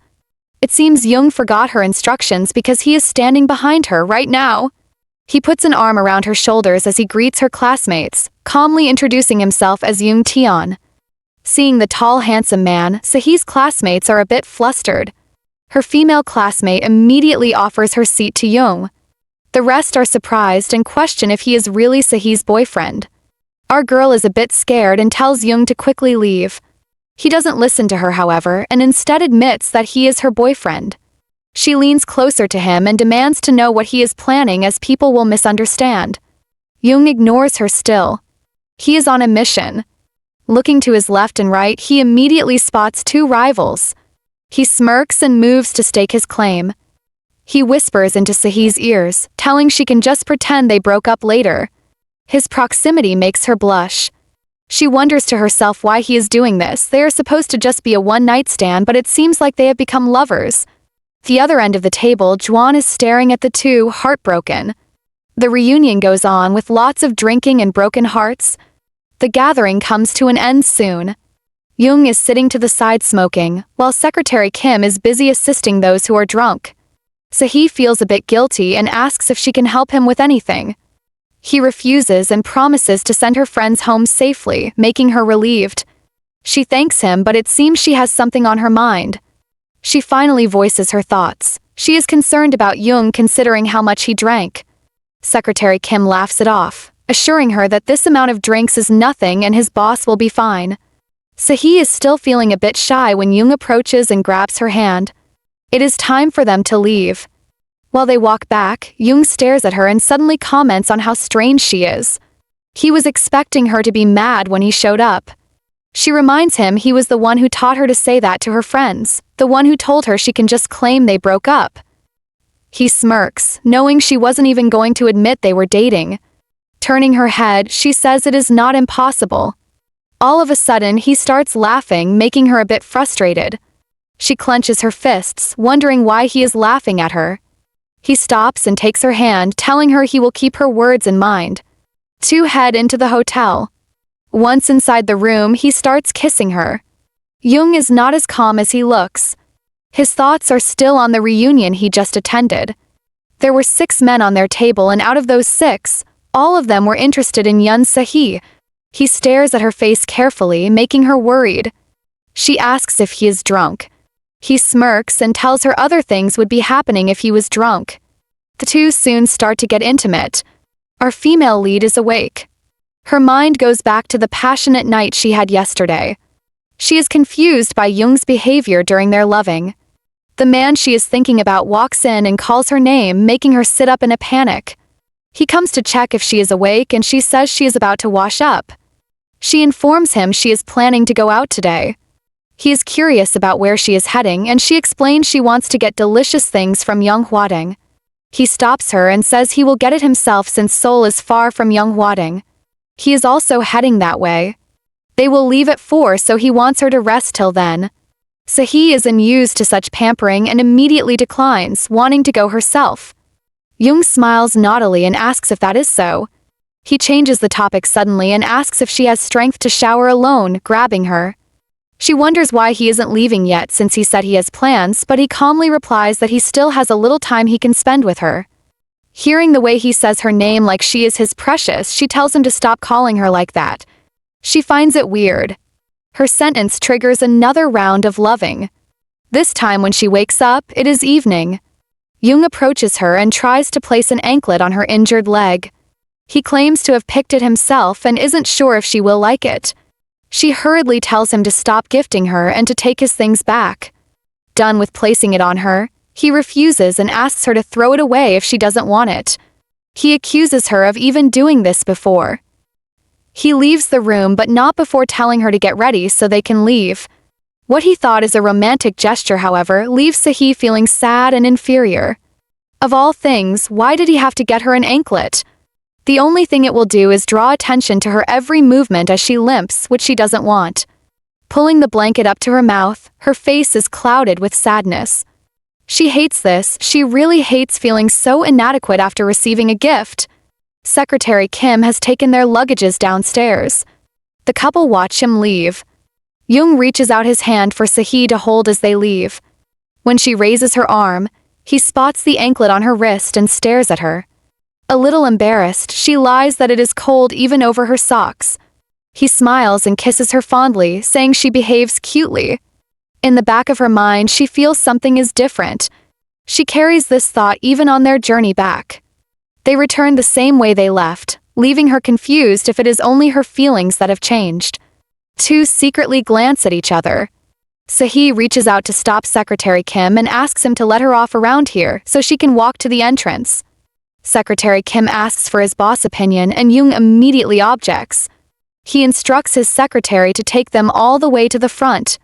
Sahee is touched by his behavior and feels that Jung must have changed too. She reaches out to hold his hands, making him smile. Car comes to a stop and Jung comes around to open the door for Sahee. He demands to know what strange thing she has done to him. She smiles happily and denies doing anything to him. He plans to send her luggage through Secretary Kim and kisses her, asking her to sleep well. She leaves but is a little bit disappointed, wondering if he isn't coming over tonight.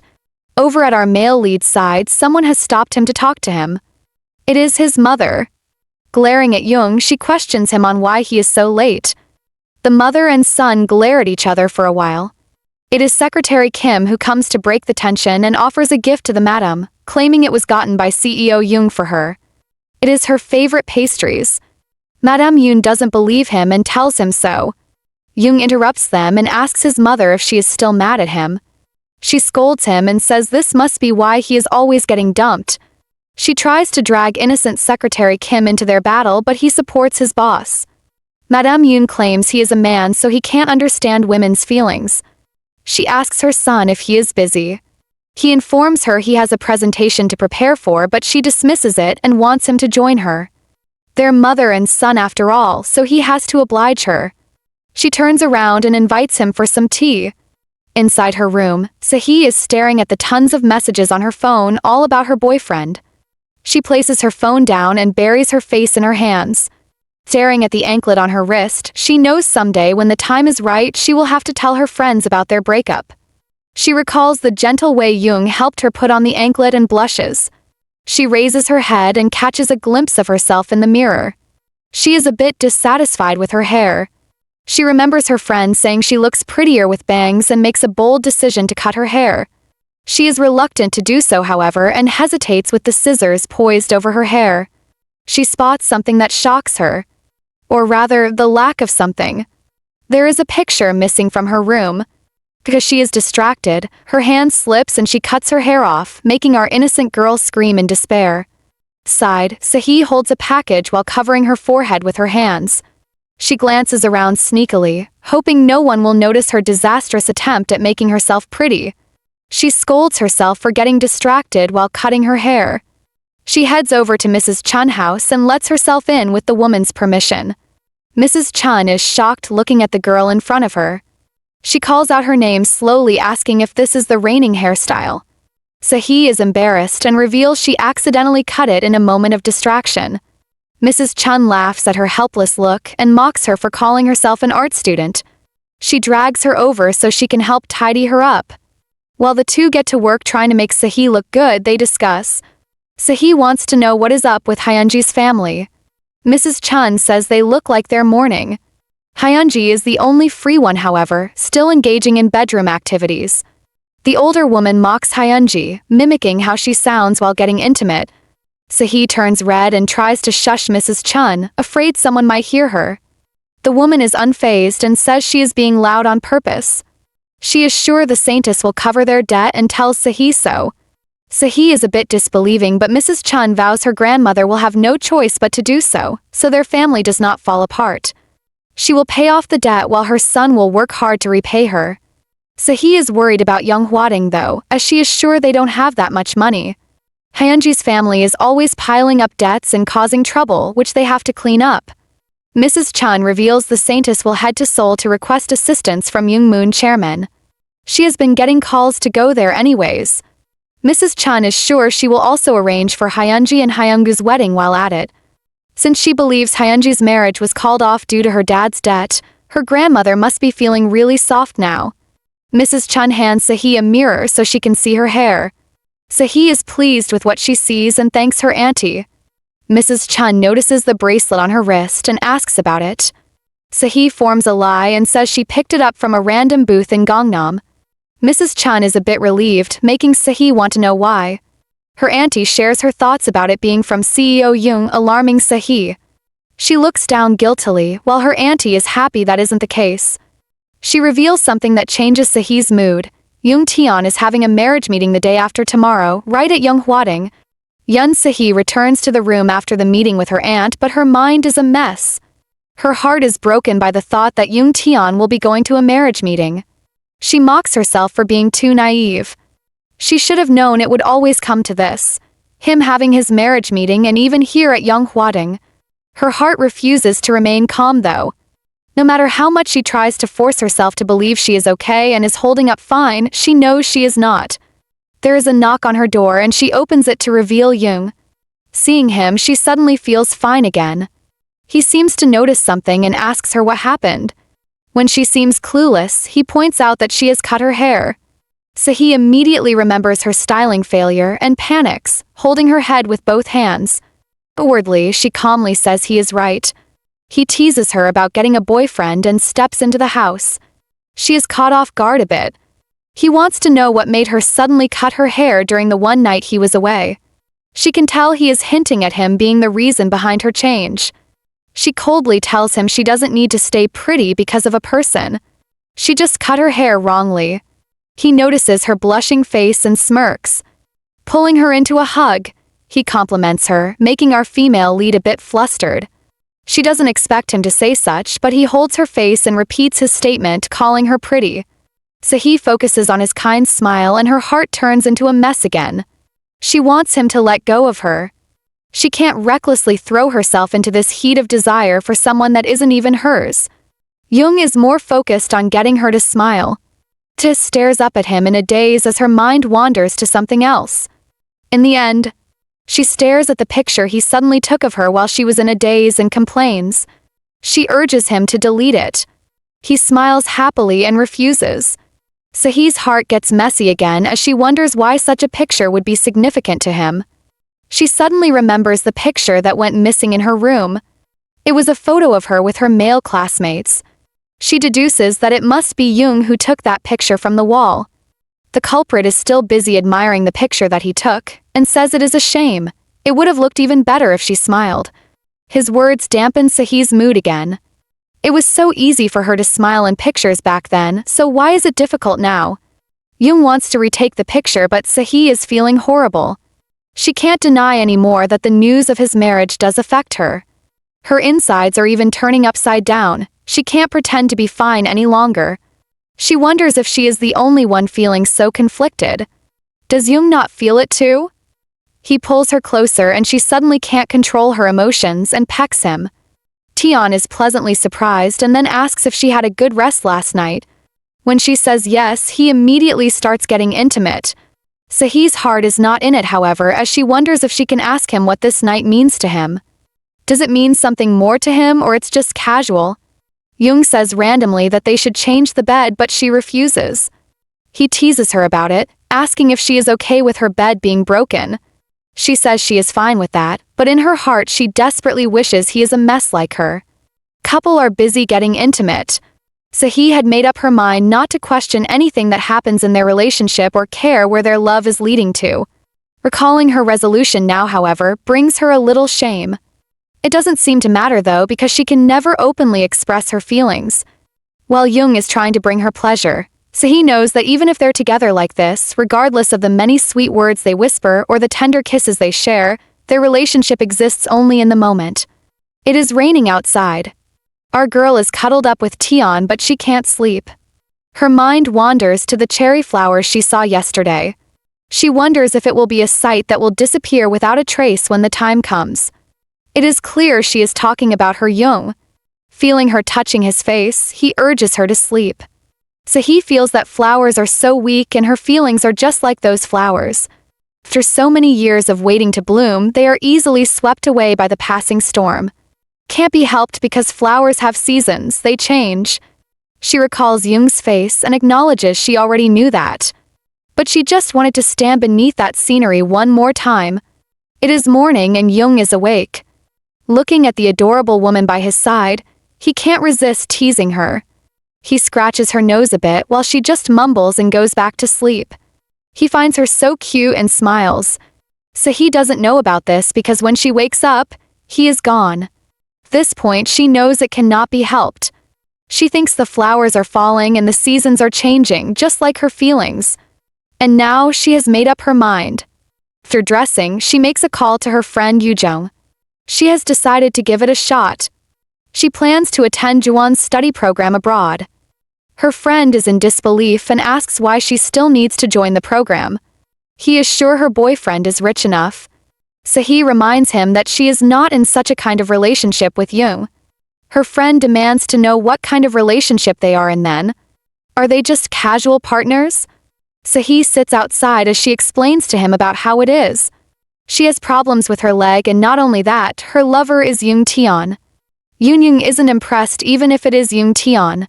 He asks if the man despises her because of her leg, but she denies it. She reveals that they were only together for a short while and their relationship was always going to end. Hearing footsteps, she turns around and spots Uncle Bang staring at her.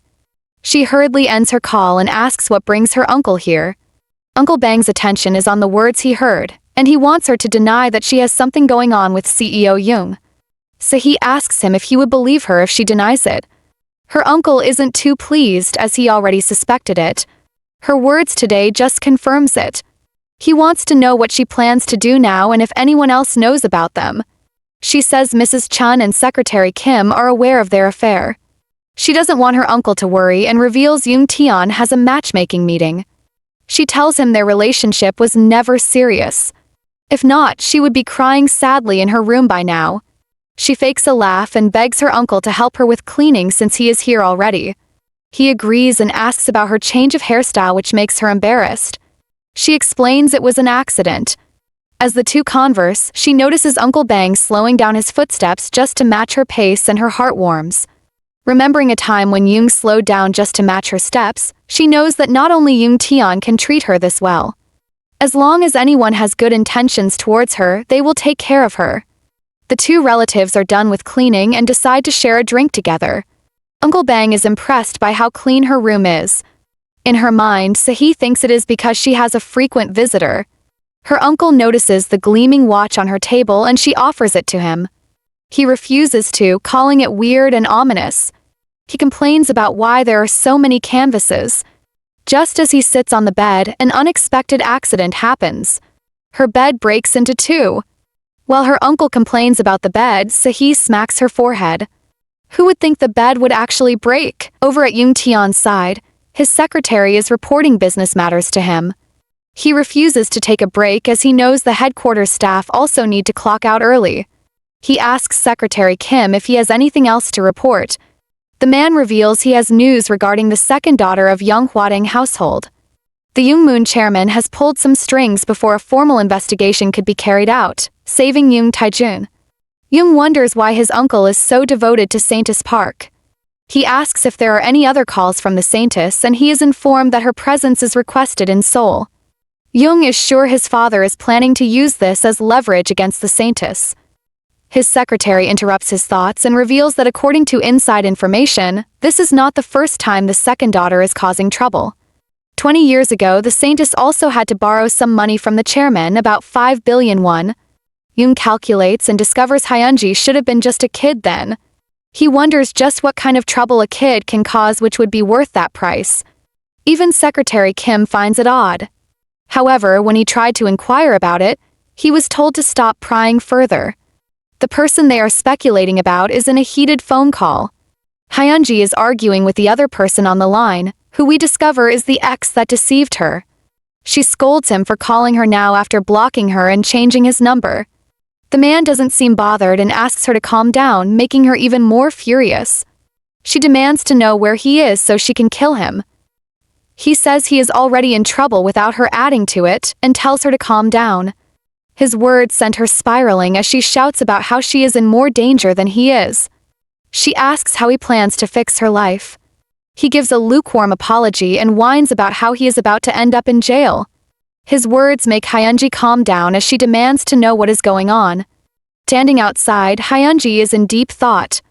Taejun has gambled away the money he embezzled from Jungmoon Constructions, putting them all in trouble. She regrets accepting money from him. Now, Taejun will walk away free while her family will have to take the fall for him. Although everything seems quiet now, soon articles will be released about this. That's why she urgently needs money. Looking at Hyungu waving at her with a bouquet of flowers in hand, she is determined. This is her only option before her grandma finds out. She hugs Hyungu softly, saying she thought he wouldn't come. He reminds her he has promised to protect her. Handing her the flowers, he urges her to marry him. While Hyunji pretends to be surprised, in her mind she thinks marriage is not enough. She needs more assurance, and so she turns away. She asks what he would do if his parents don't like her because of her dad's debt. Hyungu is eager to please his lover and pats his chest, promising to convince his parents. Hyunji apologizes and thanks him. She gives him a hug, but in a place he cannot see, she smiles viciously and calls him a stupid fool. Sahee is holding a 1-minute silence for her deceased bed. She has been using it since elementary school, and up until now it has sufficed, until it met the murderer Jung Taeon. She blushes as she didn't really expect the bed to break from their intimate activities. She gets a call and picks it. It is the bed destroyer Jung Taeon. He wants to stop by to see her, but Sahee is a bit reluctant. She remembers his marriage meeting is supposed to be tomorrow and hesitates. Taeon assumes she is shy because she doesn't want to be intimate and promises they won't do such. He apologizes for overdoing it yesterday. Sahee really doesn't want to see him today, and she wonders why. The two lovers sit outside on her porch. Jung demands to know if she is hurting somewhere. She says she is feeling a little sick. She tells him she wants to rest alone. In her heart, however, she is doing this because of his marriage meeting tomorrow. She stands to head inside, but he stops her. He questions her about her sudden change of mind. Just last night, she slept peacefully in his arms until daybreak. His words do not please her as she assumes her heart and opinions doesn't mean anything to him. She tells him coldly to let her go. Examining her, Jung finally releases her and allows her to go inside since she looks like she isn't feeling well. He wants to be the one to bring her to her bed though. She tries to protest and tell him something is wrong with the bed, but he cuts her off. He was wrong, so the least he can do is this. She still tries to stop him but gives up and leans against his chest. Jung Taeon is shocked when he enters the room and asks her in surprise what happened to the bed. She descends from his arms and claims she changed it because it was too old. He can see through her lie and smirks at her. He squishes her cheeks and informs her she is supposed to demand compensation in a situation like this and not ask to be left alone. She wants to know why he is asking about her bed, and he replies that it is because his mistake seems pretty serious. He plans to send over a new bed for her, but she refuses loudly. To him, she seems scared that they will be caught, and she admits she is. He tells her she can go with her family to get a new one and buy whatever she wants. For that, he hands over his bank card. He orders her not to return it when she is done with it, but to keep using it as she pleases. Any girl would be thrilled by this, but not Sahee. When he tells her she can buy anything she wants as the card has no limits, she is suddenly reminded of a politician who spent 1.5 billion won just to please his mistress. Jung is a bit regretful that he can't accompany her personally to get what she wants. She refuses, saying she doesn't like crowded places. That isn't a problem for Jung as he offers to buy out the shop to make it empty for a day. Sahee is disappointed as she relaxes. Jung is just like those people who think money can solve everything. She feels disgusted and so she chases him away. He isn't aware of her feelings and kisses her quickly, wishing her a good night. As he leaves, she makes up her mind not to become his secret affair. She blocks his number as it is not too late for them to end things here. Looking at all the gifts he gave her, she plans to return everything to him. The day of Jung Taeon's matchmaking session has arrived. Uncle Bang is still concerned about Sahee and asks her repeatedly if she is okay.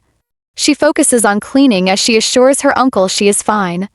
Like she said, their relationship was never serious. It's over and she ended things with him yesterday. Their discussion is interrupted by someone's call. Madame Yoon approaches and calls out to the two of them. She seems happy to find them there and tells Sahee she has something to discuss with her. She informs her if she isn't busy, she will need her to help serve today's matchmaking session.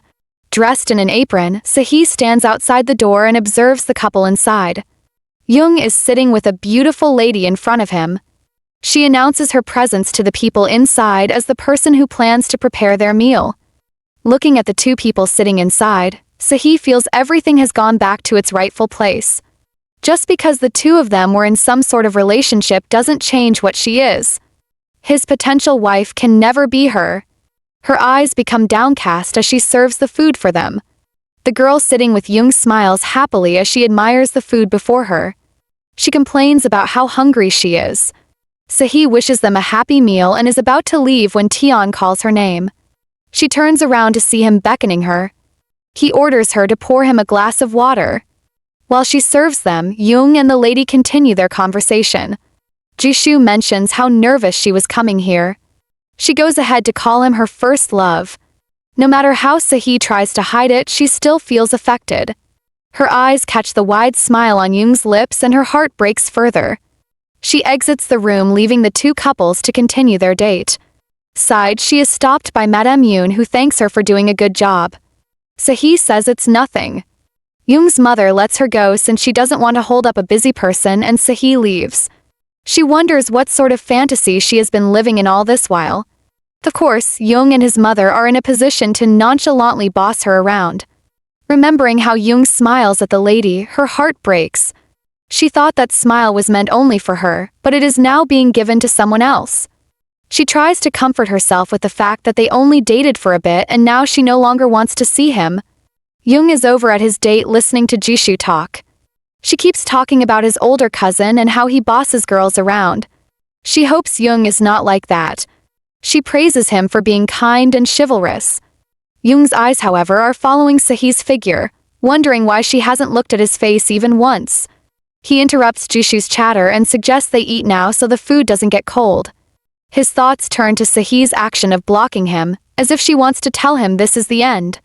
No matter where he looked, he couldn't find her. For her to suddenly appear before him just now, it must be his mother's doing. He never even knew there was a matchmaking session for him until today. It was also then that he found out Sahee was going to host them.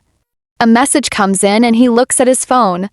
It is from Secretary Kim, informing him Sahee is back. Sahee spots Secretary Kim standing in front of her room and asks what he is doing here. He tells her his CEO has been waiting for her before he had no choice but to leave. He wants Sahee to call him when she returns. Sahee calmly tells him she has seen Jung, making Secretary Kim a bit confused. She heads inside and returns with the box of Jung's things, handing it to Secretary Kim. She asks him to pass it on to the CEO. In her mind, it is really over between them this time. Shutting her door, tears begin to slide down her face. She cries pitifully and scolds herself for being too prideful. Bending down and burying her face in her laps, she regrets it. She should just have been an easy woman and smiled like it didn't matter. That way, her feelings would have meant nothing. Jung's date is over. Secretary Kim hands over the package from Sahee to Jung. Looking at it, Jung is a bit disappointed to see everything he gave her returned. Smirking, he tries to call her again but the call doesn't go through. He confirms she has returned from Secretary Kim. He hands the bag over to his assistant. He has some things he needs to address with his mother and Jishu. Only then can he head over to find his woman himself. Jishu is still feeling good about her date today. Jung, however, is more relaxed and nonchalant. He seems eager to send her off. She stops to ask him a question. Does he really only date older women? His thoughts drift to Sahee and he wonders what his response would be if she asked. Presently, he tells Jishu he doesn't remember. She mentions how bored he seemed earlier but he says he had fun. She is relieved by this and wants to know when their next date will be. He avoids her question and calmly tells her to have a safe trip back and to study diligently. Jishu is unreconciled and demands to know what she did wrong. He says she did nothing. When she keeps pestering him, he advises her to settle things with her current boyfriend before going on a date with another man. His words leave the lady stunned. Walking back inside, he meets his mother. She wants to know if he sent Jishu off well and he replies he did. His mother starts praising Jishu. She wants to hear his opinion and he agrees with her. His expression is so fake, she questions if he is being sincere and he says he isn't. His words make her angry but before she can retort, he tells her he is leaving. He informs her that because of her bad temper, over 20 headquarters employees are still stuck at work and can't leave. Madame Yoon's face turns vicious as she hears him say she has a bad temper. The reason why she did this was because she knew he went to Seoul with some girl. When she investigated, she found out it was Yeon Sahee. Knowing her son is the type to get what he wants no matter what, she can at least stop the girl if she can't stop her son. Sahee steps out of her room and finds a tray on her porch. From the food items on it, she knows it was left by Uncle Bang and Mrs. Chun. It has been this way since she was younger. Anytime she was hungry, the couple would look after her this way. Eating the food they got for her makes her tears start falling again. She already said it was not a big deal, so they won't worry about her. He was just a guest who would leave at any time. Since they've agreed to bury it and move on, then they should just do so. She finishes her dinner and stands up from the steps. Her name is called and when she looks up, Jung is standing there. She coldly asks what he is doing here. He tells her he saw the thing she asked Secretary Kim to give to him and wants to talk to her. She doesn't want to talk to him though, as they have nothing to say. If he came here to get intimate, he is going to be disappointed, so he can just leave. He climbs up the steps after her and informs her he came here after turning Jishu down. He assures her that if he knew he was having a matchmaking meeting beforehand, he would have informed her. He understands she is angry, but her asking him to leave is also unfair to him. She doesn't know what his action is going to change. She explains that he will still go on another date. He'll even get married too. Although they agreed to be like this from the start of their relationship, she does not plan to keep being his mistress until his wedding. He smirks suddenly and asks her if that is the problem. He pulls her out of the house immediately, startling her. He wants to take her to meet his mother right now. Sahee is startled by his words and asks him to let go. He asks her if this isn't what she wants. She yells at him to stop. He doesn't understand why he should. His mother is probably still awake. If he explains to her now, it'll all be over. Sahee looks up and she is crying. She asks if he is crazy and he retorts asking her if she was in her right senses when she went to serve just because his mother asked her to. To Sahee, it is impossible for her to turn down his mother's request, and she wonders how he would even dare to say that to her. He insists it is different. She points out that him asking her to pour water and fetch his golf ball is no different from what his mother did. To them, she is still just a servant that lives here. Jung is heartbroken by her tears and wipes them away. He hugs her when she wails because she can't refuse his mother if even he thinks of her that way. She buries her head in his chest as she scolds him for daring to still bring her to his mother. She wants him to just go away. He asks where he could possibly go. She tells him go on a date, get married, and do whatever he wants. He refuses and asks her to look at him. He would never do that and has never thought so lowly of her. Jung explains to his woman why he did these things. He asked her to pour water for him, not because he thought of her as a servant, but because he was mad at her for trying to run away from him. She doesn't believe and calls him a liar. He stretches her cheeks immediately. With how bad she is at cleaning, how could he even think of her as a servant? Every time she comes around, there is always something that ends up bothering him. He asks her if she didn't realize that he was interested in her from the start. Then why did she pretend not to know? Also, the golf ball was just his attempt to mess with her. He wanted her to just look at him even if it was once. Sahee refuses to believe as she thinks it is ridiculous. He tells her if she doesn't believe, he can grovel and beg at her feet right now. She is shocked by his words. He stuns her further when he hugs her and apologizes. He admits he is wrong. She pushes him away as she doesn't want to misunderstand that he actually thinks of her as a special person. Jung Taeon to everyone is a power tripper. It is only in front of Sahee that he feels like his actions are special. He hugs her again and assures her it is not a misunderstanding. To him, she is always special. He asks her why he would comfort her if she wasn't special to him. He wouldn't do something that crazy. She is indeed special to him. As he says this, he lifts her hands and kisses it. She is insanely aggressive, stubborn, and so pretty. Two push into the house. Sahee wants to know if they are getting intimate again. Jung reminds her she was the one who didn't want anything else with him. She is the one who didn't answer his calls during the day. She tries to defend herself by saying he wanted to sleep with her just once. He asks her if she was sad and she asks who will be happy to hear those words. He suggests they start going on dates. Sahee thinks he is joking, but he assures her he is not. There are a lot of things he wants to do with her and to her. She blushes because of his words and suddenly remembers his date. Did he really reject her? He replies positively. She asks further if he will go on any more matching-making sessions and he says he won't. How can he go on more dates when she is already this made about just one? He brings up her blocking him while he thought she was sleeping, making him worry all day. She smiles and promises to unblock him, which he appreciates. He reminds her to also answer all his calls. Jung wants to know why she didn't throw a fit if she really hated it that much. She turns away, saying she doesn't have the right to do that. He isn't pleased as this won't do. From now on, she has to stop jumping into conclusions without asking questions and instead wait to hear his explanations. He makes up his mind they'll get intimate today and have a date tomorrow. She doesn't know where they can possibly go and he says anywhere. She can even come over to his place. She protests as they will get caught, but he admits that is his plan. He wants them to get caught.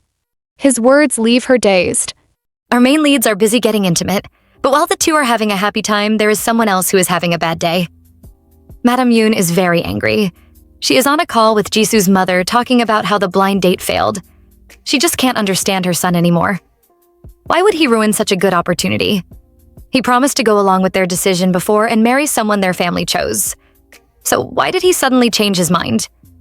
Madame Yoon can only think of one thing that has changed between then and now, and that is the appearance of Yeon Sahee. Just like the woman thought, her son has indeed gotten involved with another woman. What promise to his parents? He refuses to remember anything. All he is concerned about is the woman lying beside him sharing a cuddle. It is Sahee who is even thinking of his mother, afraid they will get caught by the madam. Jung Taeon laughs and tells her that is his plan. He really wants them to get caught. Poor Madam Yoon. If she knew this was what her son thought, what would she do? Our male lead thinks getting caught will solve their problems, but all it has done is bring more problems their way. Because now Madam Yoon is determined to step in and get rid of Yeon Sahee. Young's marriage is supposed to be a big stepping stone for him. How could he ruin it all because of someone as cheap as Yeon Sahee? She wants some answers, and so she rushes to her son's room to confront him. But no one is there. The room is empty. Now Madam Yoon is truly furious. She is sure he must have gone to comfort that annoying girl. With how scary her face looks now, she might as well be a demon of revenge. She has made up her mind to get rid of Yeon Sahee no matter what. Madam Yoon has gone to see Saintess Park. She doesn't even greet the woman before she demands to know where her granddaughter is. The Saintess is worried and confused. She knows this is going to be a huge problem, but there is no way she can refuse to answer. Madam Yoon doesn't seem ready to leave until she sees Sahee. Even when the Saintess tries to convince her Sahee's home is far away, she insists on going. When the madam asks if Sahee is all alone, Saintess Park knows it is all over. The madam must have found out. The very thing she has been afraid about is finally happening. The two head for Sahee house. Our main leads don't even make it better for themselves. They are busy having an intimate moment when the women get there. Madam Yoon stands outside and listens to the sounds coming from inside. She hears everything and her face turns scary. The Saintess is worried and tries to speak, but Madam Yoon tells her to shut up. She warns the other woman. If she doesn't stop talking, she will rip her mouth apart. Our couple had no idea about the troubles waiting for them. They are still in their little love bubble. Look, they are even showering together right now. Sahee is so comfortable she falls asleep in the shower. When she wakes up, it is to Jung Taeon drying her hair. She still can't believe what is happening. More importantly, she is scared and insecure. She wants to know if Taeon is really satisfied with her. After all, she is just a lame woman with no money. Jung can't help but laugh. He tells her she might be all these things, but at least she can make him laugh. She is also cute and pretty. She might be good at drawing and even famous, yet she is still humble. Jung is really satisfied with his choice. Because of that, he asks Sahee to move to Seoul with him. He wants only her and promises never to make her lonely. Sahee is so touched and happy by his request, she gives him a kiss. Everything is just so perfect. She just wants to keep this moment forever in her drawings. Tayon is dressed to leave. But there is one thing he must settle before he goes. The lack of bed in this room. Well, it is no one's fault you broke the first bed, mister.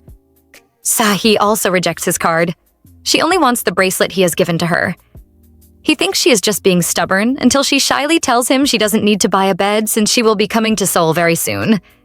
Jung is pleased with the way she is thinking. She is already planning their future together. Our male lead is already thinking of where she would stay when she arrives. Sahee is very shy and tells him that would have to wait. He suggests she come live with him whenever she comes to Seoul. Sahee is still hesitating, so Jung promises to give her a week. She can think about it slowly and make up her mind during this period. He promises to contact her. Jung Taeon leaves, but he meets his mother outside on his way back to his room. She is waiting for him. Looking at the amount of crushed flowers around her feet and the flower she is currently ruining, we can tell she is still very angry. She must be wishing those flowers were Sahee instead. She tells Tayon she spoke with his blind date's mother, who said the two of them didn't get along. She wants to know what happened between them. Jung reminds her he doesn't like kids, but Madam Yoon can't understand. He is clearly making excuses because Jisoo is even 1 year older than him. She is angry because he wants to ruin his position over something so small. She really doesn't know what to do with this son. Jung is unrepentant and tells her she already knows. Of course, Madam Yoon knows her son and understands what he means. He is someone who will never give up on something he wants. Now she is just tired and tells him she needs to rest. Before leaving, she asks him to give her some time to get used to Sahee. She wants them to talk about this topic again after they return to Seoul. What she doesn't tell him is that she wants to use this time to separate him from Sahee. Sahee has no idea her man has just fought a big battle just to be with her. She is also facing a huge problem too right now. The problem of deciding what to eat for dinner with Taeon. Everything is just so blissful and perfect for Sahee right now. Looking at the name she used to save his number on her phone, Sahee feels an urge to change it. She might have never thought of him that way, but now she can finally get closer. Sahee smiles because the only thing she can think of is Jung Taeon. Although Sahee really wants to have dinner with her man tonight, she can't because she already has other plans. Jung is a bit disappointed because he thinks he asked her first. She doesn't want him to be upset, so she calls him and explains to him. She and her friends usually go on a picnic around this time. She has been postponing it and has no choice but to do it today. Hearing her make excuses and apologizing makes Taeon laugh. He finds it very funny. He is no longer upset. Instead, he wants her to send all the pictures of all the fun she is having. Done with his call, Jung's secretary is still worried about who he would have dinner with. Jung finally remembers he has a mother and says he will have dinner with her. However, nothing is working in his favor. He is destined to be alone because his mother has refused to eat dinner. Jung is aware she also refused to eat breakfast. He finds it funny that he still has to deal with his parents' hunger strike at such an age. He has no idea what his mother is thinking, but plans to speak to her after his meal. Meanwhile, at Sahee's side, her friends have arrived. Sahee is surprised they came all the way over to her door. Uncle Bang is about to say it is Mrs. Chun's idea, but she threatens him with a pinch on his arm which makes him shut up. Sahee just laughs at their behavior. The three are having their picnic under a blossom tree. Sahee is busy admiring the flowers as they remind her of her time with Jung. She starts blushing just thinking about him. She doesn't forget her promise to him and starts taking pictures of their meal. Uncle Bang is surprised and asks what is going on. He has never seen her do this before. Their conversation moves to Sahee's trip to Seoul. Mrs. Chun is in support of her leaving. She wants her to go to Seoul. She believes that there is nothing more Sahee could need here in Yeonghwadang. She wants Sahee to go and have lots of fun. She can always come back whenever she misses them. Uncle Bang pretends to be angry and scolds her for doing things her way. Yet, his first question is if she has enough money with her. He says she has enough money to deposit for a studio apartment. Uncle Bang is still reluctant and tries to argue that living in Yeonghwadang is better than that. He doesn't understand why Sahee is moving to Seoul, but he still promises to assist her with some money. When he sees Sahee is about to disagree, he instantly yells angrily that he will assist her with money. At least he can do that much. Seeing his face that looks like he would attack anyone who dares to stop him, Sahee can't help but smile. She remembered Jung called these two people her family, and he was right. Mrs. Chun wants to be sure she really has money. When Sahee says she does, Mrs. Chun warns her to stop sending her money for her granddaughter's hospital bill. She should just focus on herself. She assures Sahee she can take care of the rest since the saintess has increased her salary. Her daughter has also been getting better ever since her last surgery. Treating her shouldn't be as costly now. Mrs. Chun doesn't want to be indebted to Sahee any longer. Sahee is fine with it. She grabs the older woman's hands and reminds her to reach out if she needs money. The elders are touched by her words. Mrs. Chun promises to do so. That aside, she wants them to stop thinking about those sad things on such a nice day and just eat and have fun. The three share a drink while Uncle Bang yells about them drinking until they are drunk. Sahee is just happy looking at them. They are her household, her family. She decides to tell them about Jung Taeon later on, but it seems the later comes faster than expected, because why is she drunk and why is Taeon holding on to her? Taeon is holding his drunk lover in his arms. It is night and she must have been feeling too drunk, so she came outside to sober up. She tells him she has finally told her family she is going to Seoul today. Taeon is sure they must be very sad. She says she didn't tell them about her relationship with Taeon, though. He is a bit disappointed and asks if they are still playing the game of let's not get caught. Sahee reminds him she won't be following him to Seoul. At least, not until she settles things around here. Only then will she tell her family. She suddenly remembers something and brings out a peach blossom and gives it to him. She explains she caught it while it was falling from the tree. Sahee remembers a story she was told when she was little by Mrs. Chun. It is said that if you catch a falling cherry blossom, your love will come true. Jung is happy with his gift and grabs his girl and hugs her. Looking at her pretty face, he can't control himself and kisses her. The two are inside with Sahee complaining about how uncomfortable she is. Jung wants to know if she is sober and she says only a little. He is sure she must have had fun. She didn't even get this drunk while meeting her classmates. She reminds him she won't be able to come see them often once she is in Seoul. Jung tells her she can come occasionally or invite her family to Seoul. Sahee doesn't agree because she thinks it is too far. Plus, she will be too busy when she starts working. Jung is surprised as he had no idea she had a job. When he asks her, she says she hasn't decided on one yet, but she will need to earn rent. Jung playfully asks her if she signed a scam contract, leaving her confused. He reminds her that her books have never left the bestseller lists for years now. Why should someone like her be staying in a rental? He even says he won't be surprised if she has a house in Seoul. She understands what he means. She tells him as she gets paid, she also has places to spend it. Tayon wants to know where she spends such a huge amount of money. She explains to him, Mrs. Chun has a granddaughter with a serious illness. The girl has done so many major surgeries over the past few years and has been hospitalized so many times as well. Jung is shocked and asks if she is paying all the hospital bills. She tries to deny it, but eventually admits she is. Jung scolds her for being an idiot. He doesn't see why she should do this when Mrs. Chun is not even her real family. Plus, it is not the woman who is sick, but her granddaughter. Sahee is not pleased by his behavior. She coldly reminds him it is her money. He has no right to speak about situations he knows nothing about. Jung isn't satisfied and demands to know what it is he doesn't know about.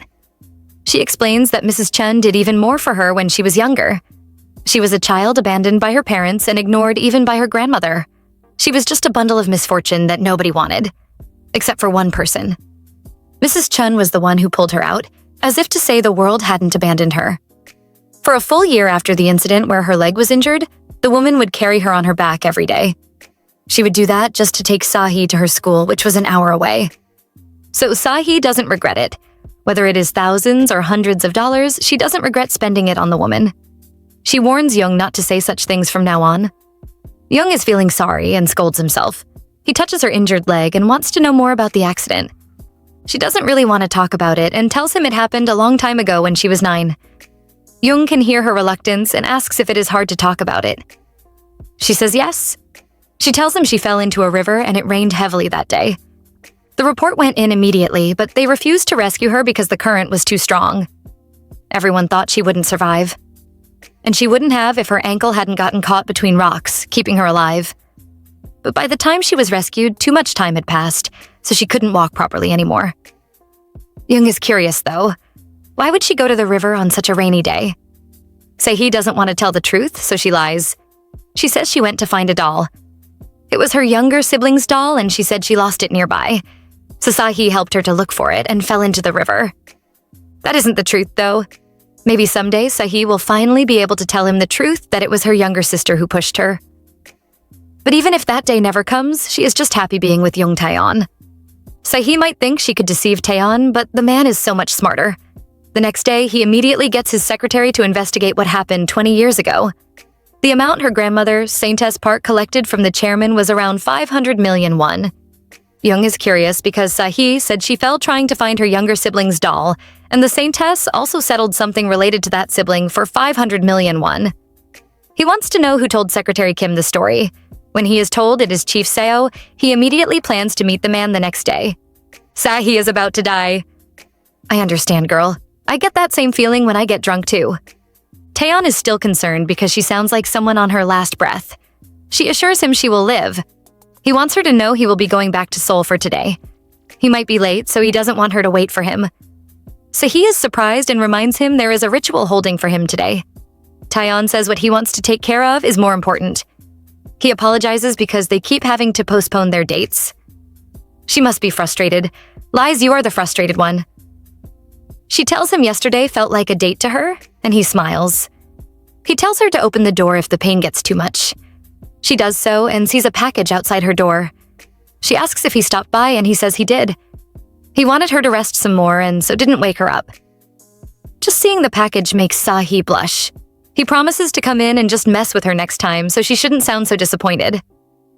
Sahee points out she never said she was disappointed, and he finally admits. He is the disappointed one. He reminds her to take her meals and promises to call her. Madame Yoon has barely gotten rid of her former anger when something happens making her angry again. She arranged a fortune ritual for her son today. But what is the use when the main person has gone? This Taeon doesn't even appreciate the fortune given by his parents. The poor woman can feel her head aching. It doesn't help that Jisoo's mother calls and apologizes.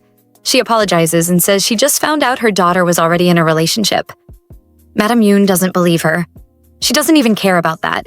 She believes all heirs end up in arranged marriages, which are always just for show. Having private affairs can even be tolerated. The woman is still talking. She claims Jisoo was about to break up with that boyfriend. It was because her family was pushing her to return quickly. That is why she failed to settle things properly before arriving. Madam Yoon doesn't see the need to be having this discussion. She thinks it is already a lost cause. She doesn't expect Jisoo's mother to be unwilling to let go. She keeps insisting her daughter's relationship was not serious. Her daughter and the boy just had a small crush on each other. She wants to know what their families will do now. Madam Yoon doesn't believe what the woman is saying, but it seems like Han Seung-eun hasn't given up yet. Madam Yoon is a smart woman and pretends like everything is fine. Jisoo's mother keeps talking and apologizing, but it is obvious what she wants. Another chance between her daughter and Jung Taeon. Now Madam Yoon completely believes in the Saintess. She really knows what she is doing. Just like she said, today turns out to be an auspicious day for her son. Jisoo's mother asks Madame Yoon if it would be possible to arrange another match between the two of them. Madame Yoon is pleased to hear this, but she isn't one to give in easily. Even if it isn't difficult to set up another date, she says it is, because she can't control her son. She tells Jisoo's mother she isn't sure how this will turn out. She has to try talking to her son first. After ending the call, Madame Yoon is pleased. Now that there is another opportunity for her son to rise through his marriage, Madame Yoon has made up her mind. If her son can't bring himself to abandon that girl, she will make Sahee abandon him. Over at Seoul, Jung Taeon is meeting with Chief Seo. The man thinks he is here to talk about Jung Tae-jun's recent scandals and says he can't be of any help. A confused Taeon tells him not to be nervous since it is not that. Instead, he wants to know about the 500 million Yeonghwadang received 20 years ago. The chief looks away and refuses to talk all of a sudden. Taeon notes this and says it wasn't a simple gift. Chief Seo wants to know why Taeon is bringing this up suddenly. It shouldn't be related to Taejun's scandal. Taeon repeats this isn't his reason and says he is just curious about the incident. With no choice, the chief finally begins talking. He says when he first found out too, he didn't want to believe it because it sounded ridiculous. It was the first time something like that had happened. He reveals the truth. The second granddaughter of Saintess Park, Chae Hyun-ji, was the one who pushed her older sister into the river that almost killed her. And it wasn't a simple accident between kids playing or anything, because there was a witness. Now, Taeon understands why they collected the 500 million won. It was to bribe the witness into staying silent. Done with his conversation with the man, Taeon is outside taking a smoke. He asks Secretary Kim about the investigation the police are doing on his cousin, Taejun. The secretary informs him it will start in a week's time. But because the chairman is supporting Taejun, there is a news embargo. This means none of his information will be leaked out during the case. Even Hyunji has been excluded from this as well. Taeon is done smoking and instructs his secretary to take him to see the chairman. Sahee is having a fun time chatting with her man. He is still worried about her. But more than that, he admits he misses her so much. She tells him to come back soon because she will be waiting for him.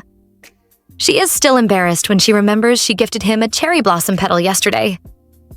What was she thinking? She really mustn't drink again. She is about to start drawing when she hears a voice from outside.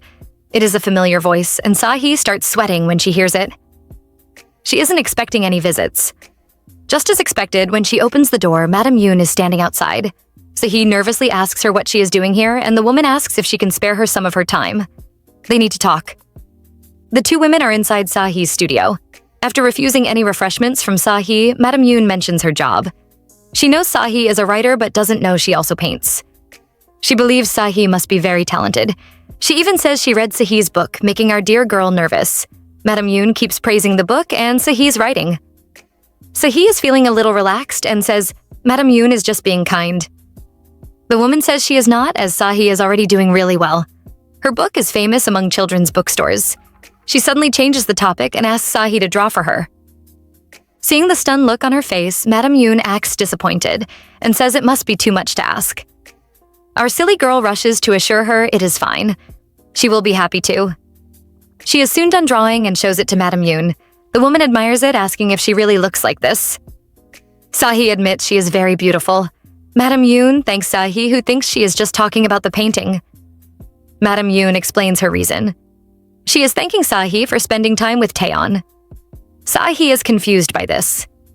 Madame Yoon explains, She is used to her son playing with toy swords, guns, and robots since he was young. She thought he had outgrown all that, so seeing him playing with a pretty doll is a bit strange. Basically, she is just calling Sahee a toy. Madam Yoon gives Sahee a warning. She should not take her relationship with Jung Taeon the wrong way. She must remember, Taeon is just having fun with her. She must never believe or take it seriously. She tells her there is not much time left to enjoy, so she should just take her time and have her fun. And when it is over, everything would be put back in place. She brings out an envelope from her bag and throws it at Sahee. She warns her to accept the money and not act clingy with Taeon. Madam Yoon advises her to take the envelope and not refuse it. After all, she considered Sahee when preparing the envelope and didn't put too much in it in case it scared Sahee into refusing. She tells her it is not a big amount and Sahee should just take it as payment for her drawing. Sahee is bound to disappoint the woman as she apologizes. She reveals she is being serious here. She really likes Jung Taeon, and because of that, she can't accept this money. She returns the money to the woman and apologizes again. Madam Yoon laughs. She thinks Sahee is just doing this because she believes it is better to marry and secure your place than take some money. She calls Sahee a smart girl. Our female lead protests and says that is not what this is. She tells Taeyoni mother that she might be lacking, but she really likes Taeon. Madam Yoon finds her funny. She tells Sahee she is indeed lacking. But even if she was just an average woman, it still won't work. To Madam Yoon, her son's marriage is just an extension of business. She tells Sahee she really wished she was the daughter of a family at their level. At least then, they could say it was a love match and even release a press statement. That would have been nice, but unfortunately, Sahee is not. Instead, she is just a shaman's granddaughter. And even worse, she is a lame, crippled woman. She wants Sahee to understand what it means for Taeon to be with her. It will be the same as choosing a crippled life. Sahee is heartbroken by this, but Madam Yoon is not done with her. She says while other men that are less capable than Taeon will be developing well with the support of their in-laws, Taeon will just be limping along. He would never grow because Sahee is always going to be a burden to him. She asks Sahee if she really wants Taeon to live like that. Just scraping by in life? Is that what she calls love or sincerity? She asks Sahee if she really wants to live her life ruining the man she claims to love. By now, Sahee's spirit is completely broken. Alone at night with the torn pieces of Madam Yoon's drawing, all she can remember are the woman's words. She wants Sahee to end things with her son. She must also take the money too, and keep her promise. Sahee starts crying. Her phone rings. She sees it is Taeon, but she can't face him now. And so she doesn't answer. But is Taeon a man that will give up? He soon arrives outside Sahee's studio looking for her. He knows she is in there and doesn't understand why she won't answer. Before she can clean her tears, he comes in and hugs her. He tells her how much he missed her. He is surprised she stayed up so late for him. Sahee has never been more glad that the lights were off. At least, he can't see what she looks like now. When he asks what she did during the day, she says she drew. He wants to know if she thought about him. How can she tell him she dreamed? And in her dream, she was walking hand in hand with him beneath the sunlight. But it is just a foolish dream because the two of them are just too different to walk together. Unless he slows down for her, she will never be able to catch up to him in this lifetime. Madam Yoon's words have gotten to Sahee, and she now believes she and Taeon are different people. Now all she wants is just to make the most of everything. She begs him to hurt her tonight, but she doesn't tell him her reason. She wants it so that she will never forget this day. The couple share an intimate moment, but through it all, the only thing Sahee can think of is that these are her last days with Taeon. She hopes she can always remain in his memory. After their intimacy, Taeon is busy looking at the girl lying on the bed. Looking at her face, he wondered how she had lived here since her childhood. The young girl must have probably lived a sad life. She must never have smiled and always lived with pain, crying from the misery of it all. Staring at the lady snoring, he starts laughing as he finds it funny. He can't help but tease her. Surely she should have gotten better at pretending to be asleep.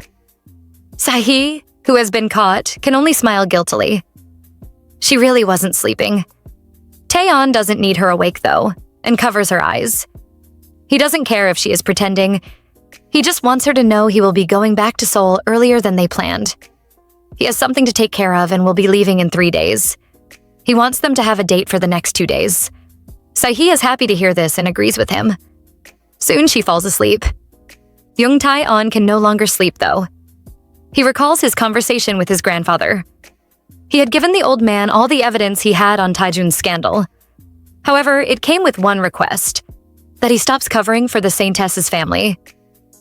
The chairman was angry at being threatened, but Taeon just laughed it off. He told the old men he wasn't being blackmailed. He is just concerned. First, it was the incident that happened 20 years ago concerning Hyunji, and now another incident is happening again. He is just worried Hyunji would splash dirt on his grandfather and his cousin. Of course that isn't true, but how would the old man know this? Back to the present. With that settled, Taeon has just one more thing to settle. Going into Sahee's study, he sees the study abroad program form. He wonders why this is out since he and Sahee had already decided she would not apply. He notices the empty canvas and remembering the words she said. He already knows what happened. Since she already promised to go to Seoul with him, something must have happened to change her mind. And he already knows what it is. With just a call to Secretary Kim, he confirms his mother left for Seoul early this morning. But knowing how cunning his mother is, he knows she wouldn't have gone without doing anything first. He instructs his secretary to quietly investigate and find out what his mother did yesterday. Taking a look at Sahee's studio, he gives his assistant a number. For the next week or so, he has to check all the call records from that number.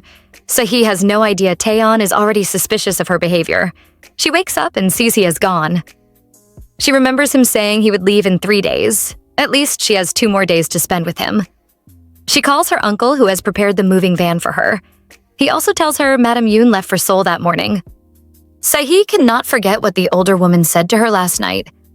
Her words asking Sahee to enjoy while it lasts meant she would leave so Sahee could act freely like Taeon's lover without worrying. Sahee knows she has just 2 days left with him. She tries to convince herself it might be for the best. The longer they spend together, the harder it would be to break up.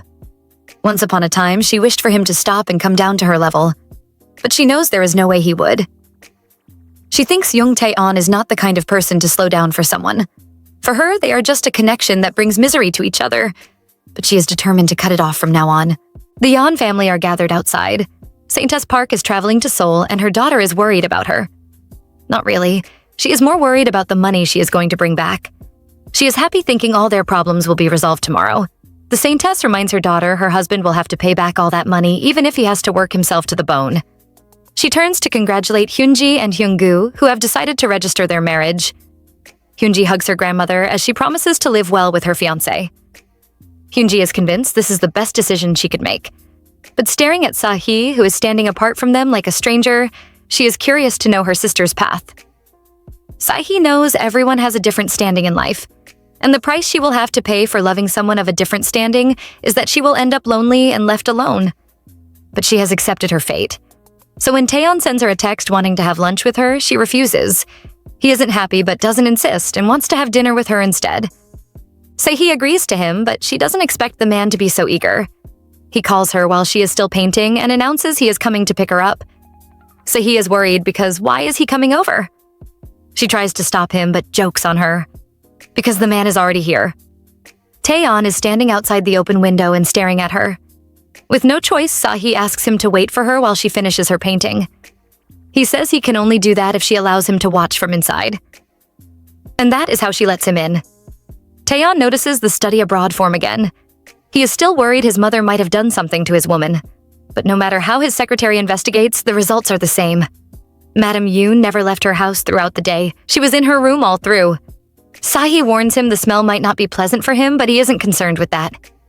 All he notices is how much progress she has made on her painting since morning. The two start their date off with dinner. Sahee is surprised by all the amazing food on the table. She can't help but wonder when he prepared all this. Taeon keeps adding food to her plate, but she stops him. She tells him not to worry, as she will take care of herself. Instead, she gives him some food. He reminds her of the consequences of him being too full. They would have to battle it in bed later. Sahee is immediately shy when she hears this and stops. Taeon is curious about Sahee and why she started drawing. She reveals it was her art teacher who introduced her to it because he saw she had talent in it. And since then, she found she liked it and found it fun. The real truth was that art was her greatest comfort in getting through those hard times. Tayon is sure she still enjoys it as she draws every day.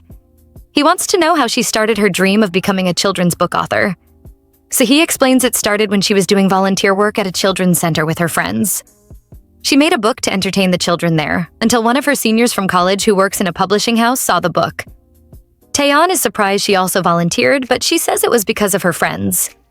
He asks her what she plans to do now, if she wants to become a famous painter. Sahee is aware he must have seen those papers for him to bring this up now. She knows the answer he wants to hear. All she has to do is say the truth. Confess she never thought of studying abroad and that the form is just some papers she received. But she has already decided to let go, and so she lies and says she wants to continue.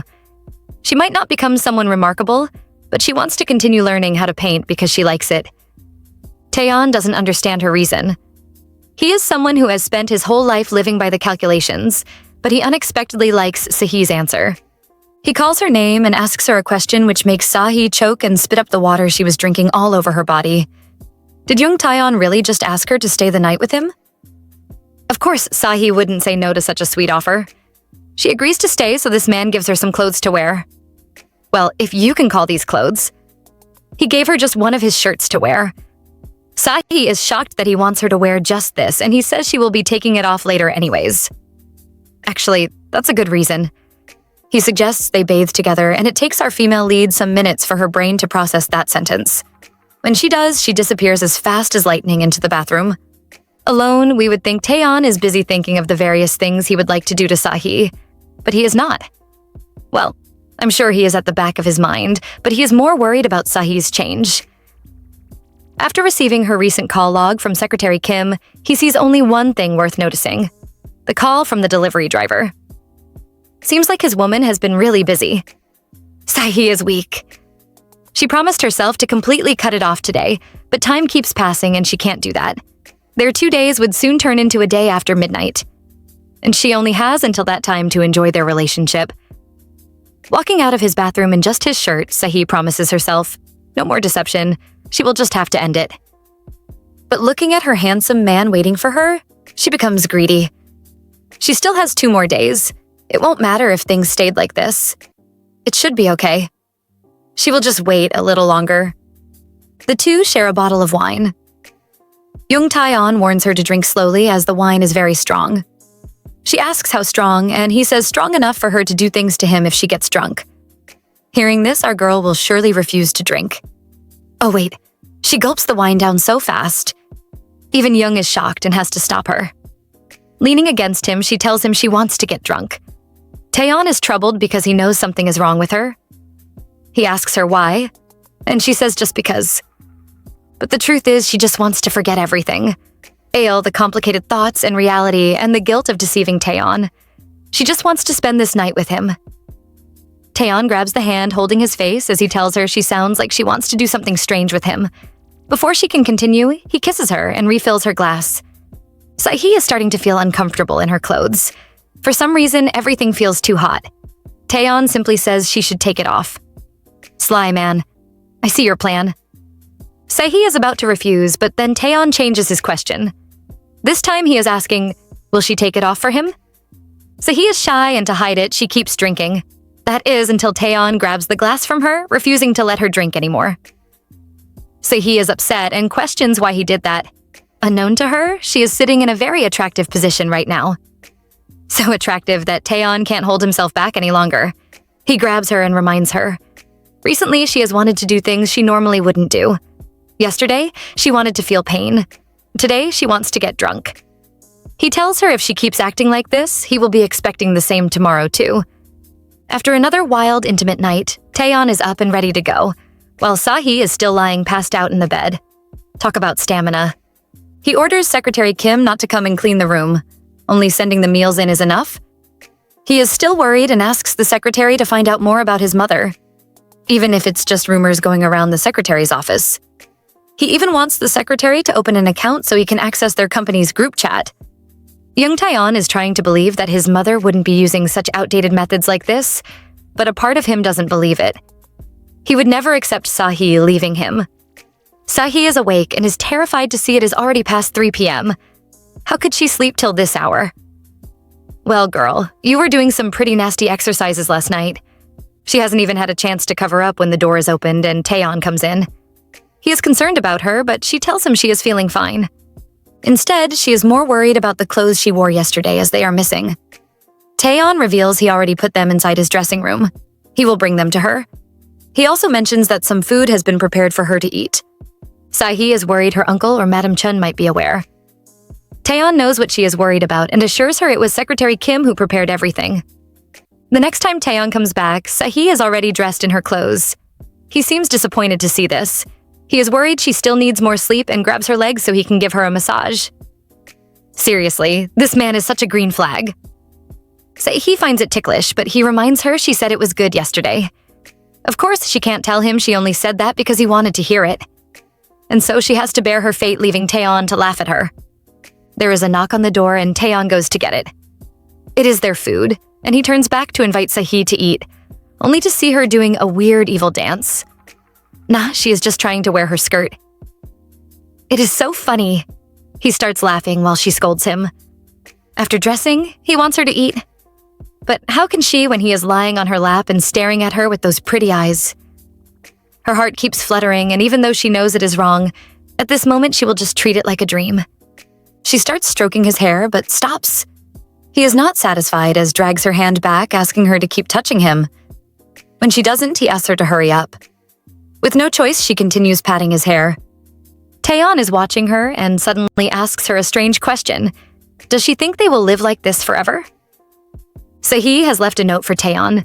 She is going to change her clothes. She is on her way back to her house when she hears someone calling her. It is her uncle? Sahee is thankful she wasn't caught coming out of Tayon's room. When her uncle asks where she is going, she lies and says she is going for a short walk. He hands her some socks he bought and warns her to take them and go back to the factory since things aren't looking good right now. Sahee is confused and asks what he means.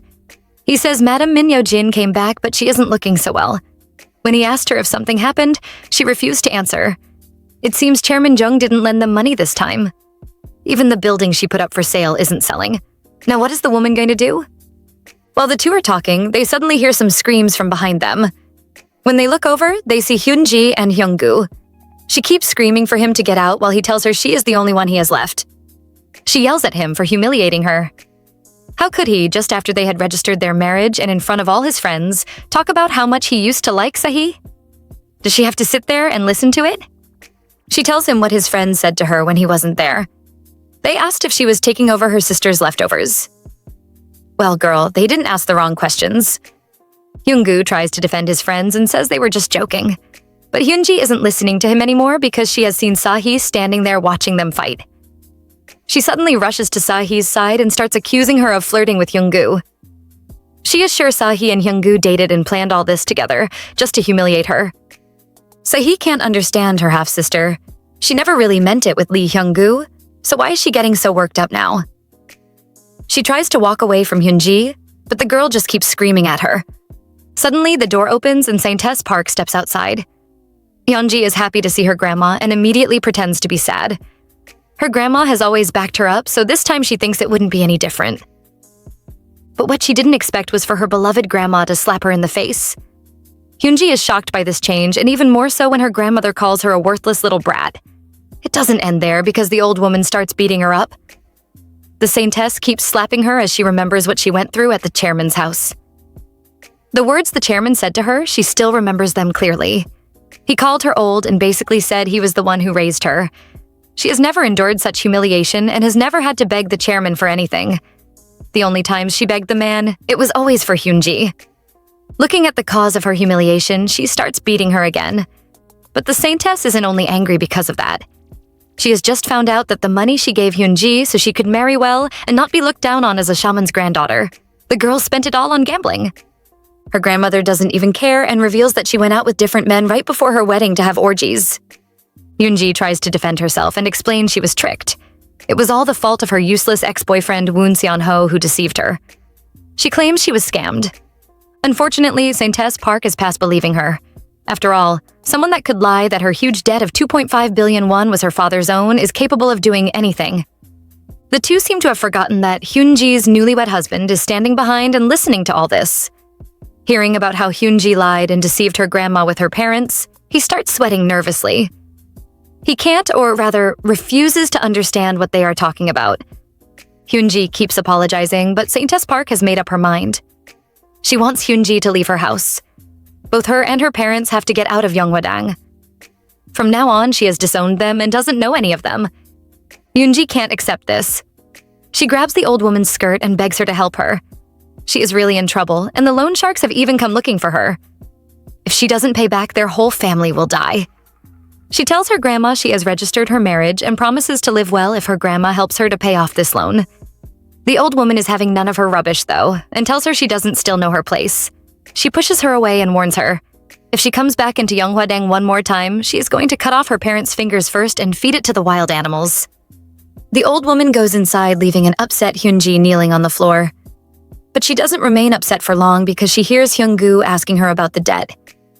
In her mind, she believes even without her grandma, Hyunggu is still there to help her out. After all, they had already registered their marriage. She calls him sweet names and tries to manipulate him. Before she can, her parents arrive and she immediately starts crying. She tells them their grandma knows everything now. Her mom is worried about her face and immediately tells her husband to call the ambulance. Watching them, Sahee can recognize the look on her mother's face. It was that same look she had when she knelt before the 9-year-old Sahee and begged her. Seeing it again one more time just reminds Sahee of a bitter truth. She was never their child. And she has realized again that she never wanted Hyunji's downfall. Watching the mother and daughter cry together, she finally leaves them. As she goes back to her room, she also starts crying, because that man's face has come to mind. Tayon. And she has finally realized she keeps wanting what she could never have. And now, she has ended up with nothing. The Yeonghwadang Hall is still in chaos. It is so loud that even Secretary Kim becomes curious.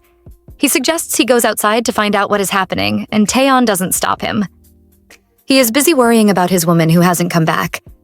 She said she would be back after changing her clothes, but she never did. He is afraid, thinking something might have happened to her. It doesn't help that when he calls, her line isn't connecting.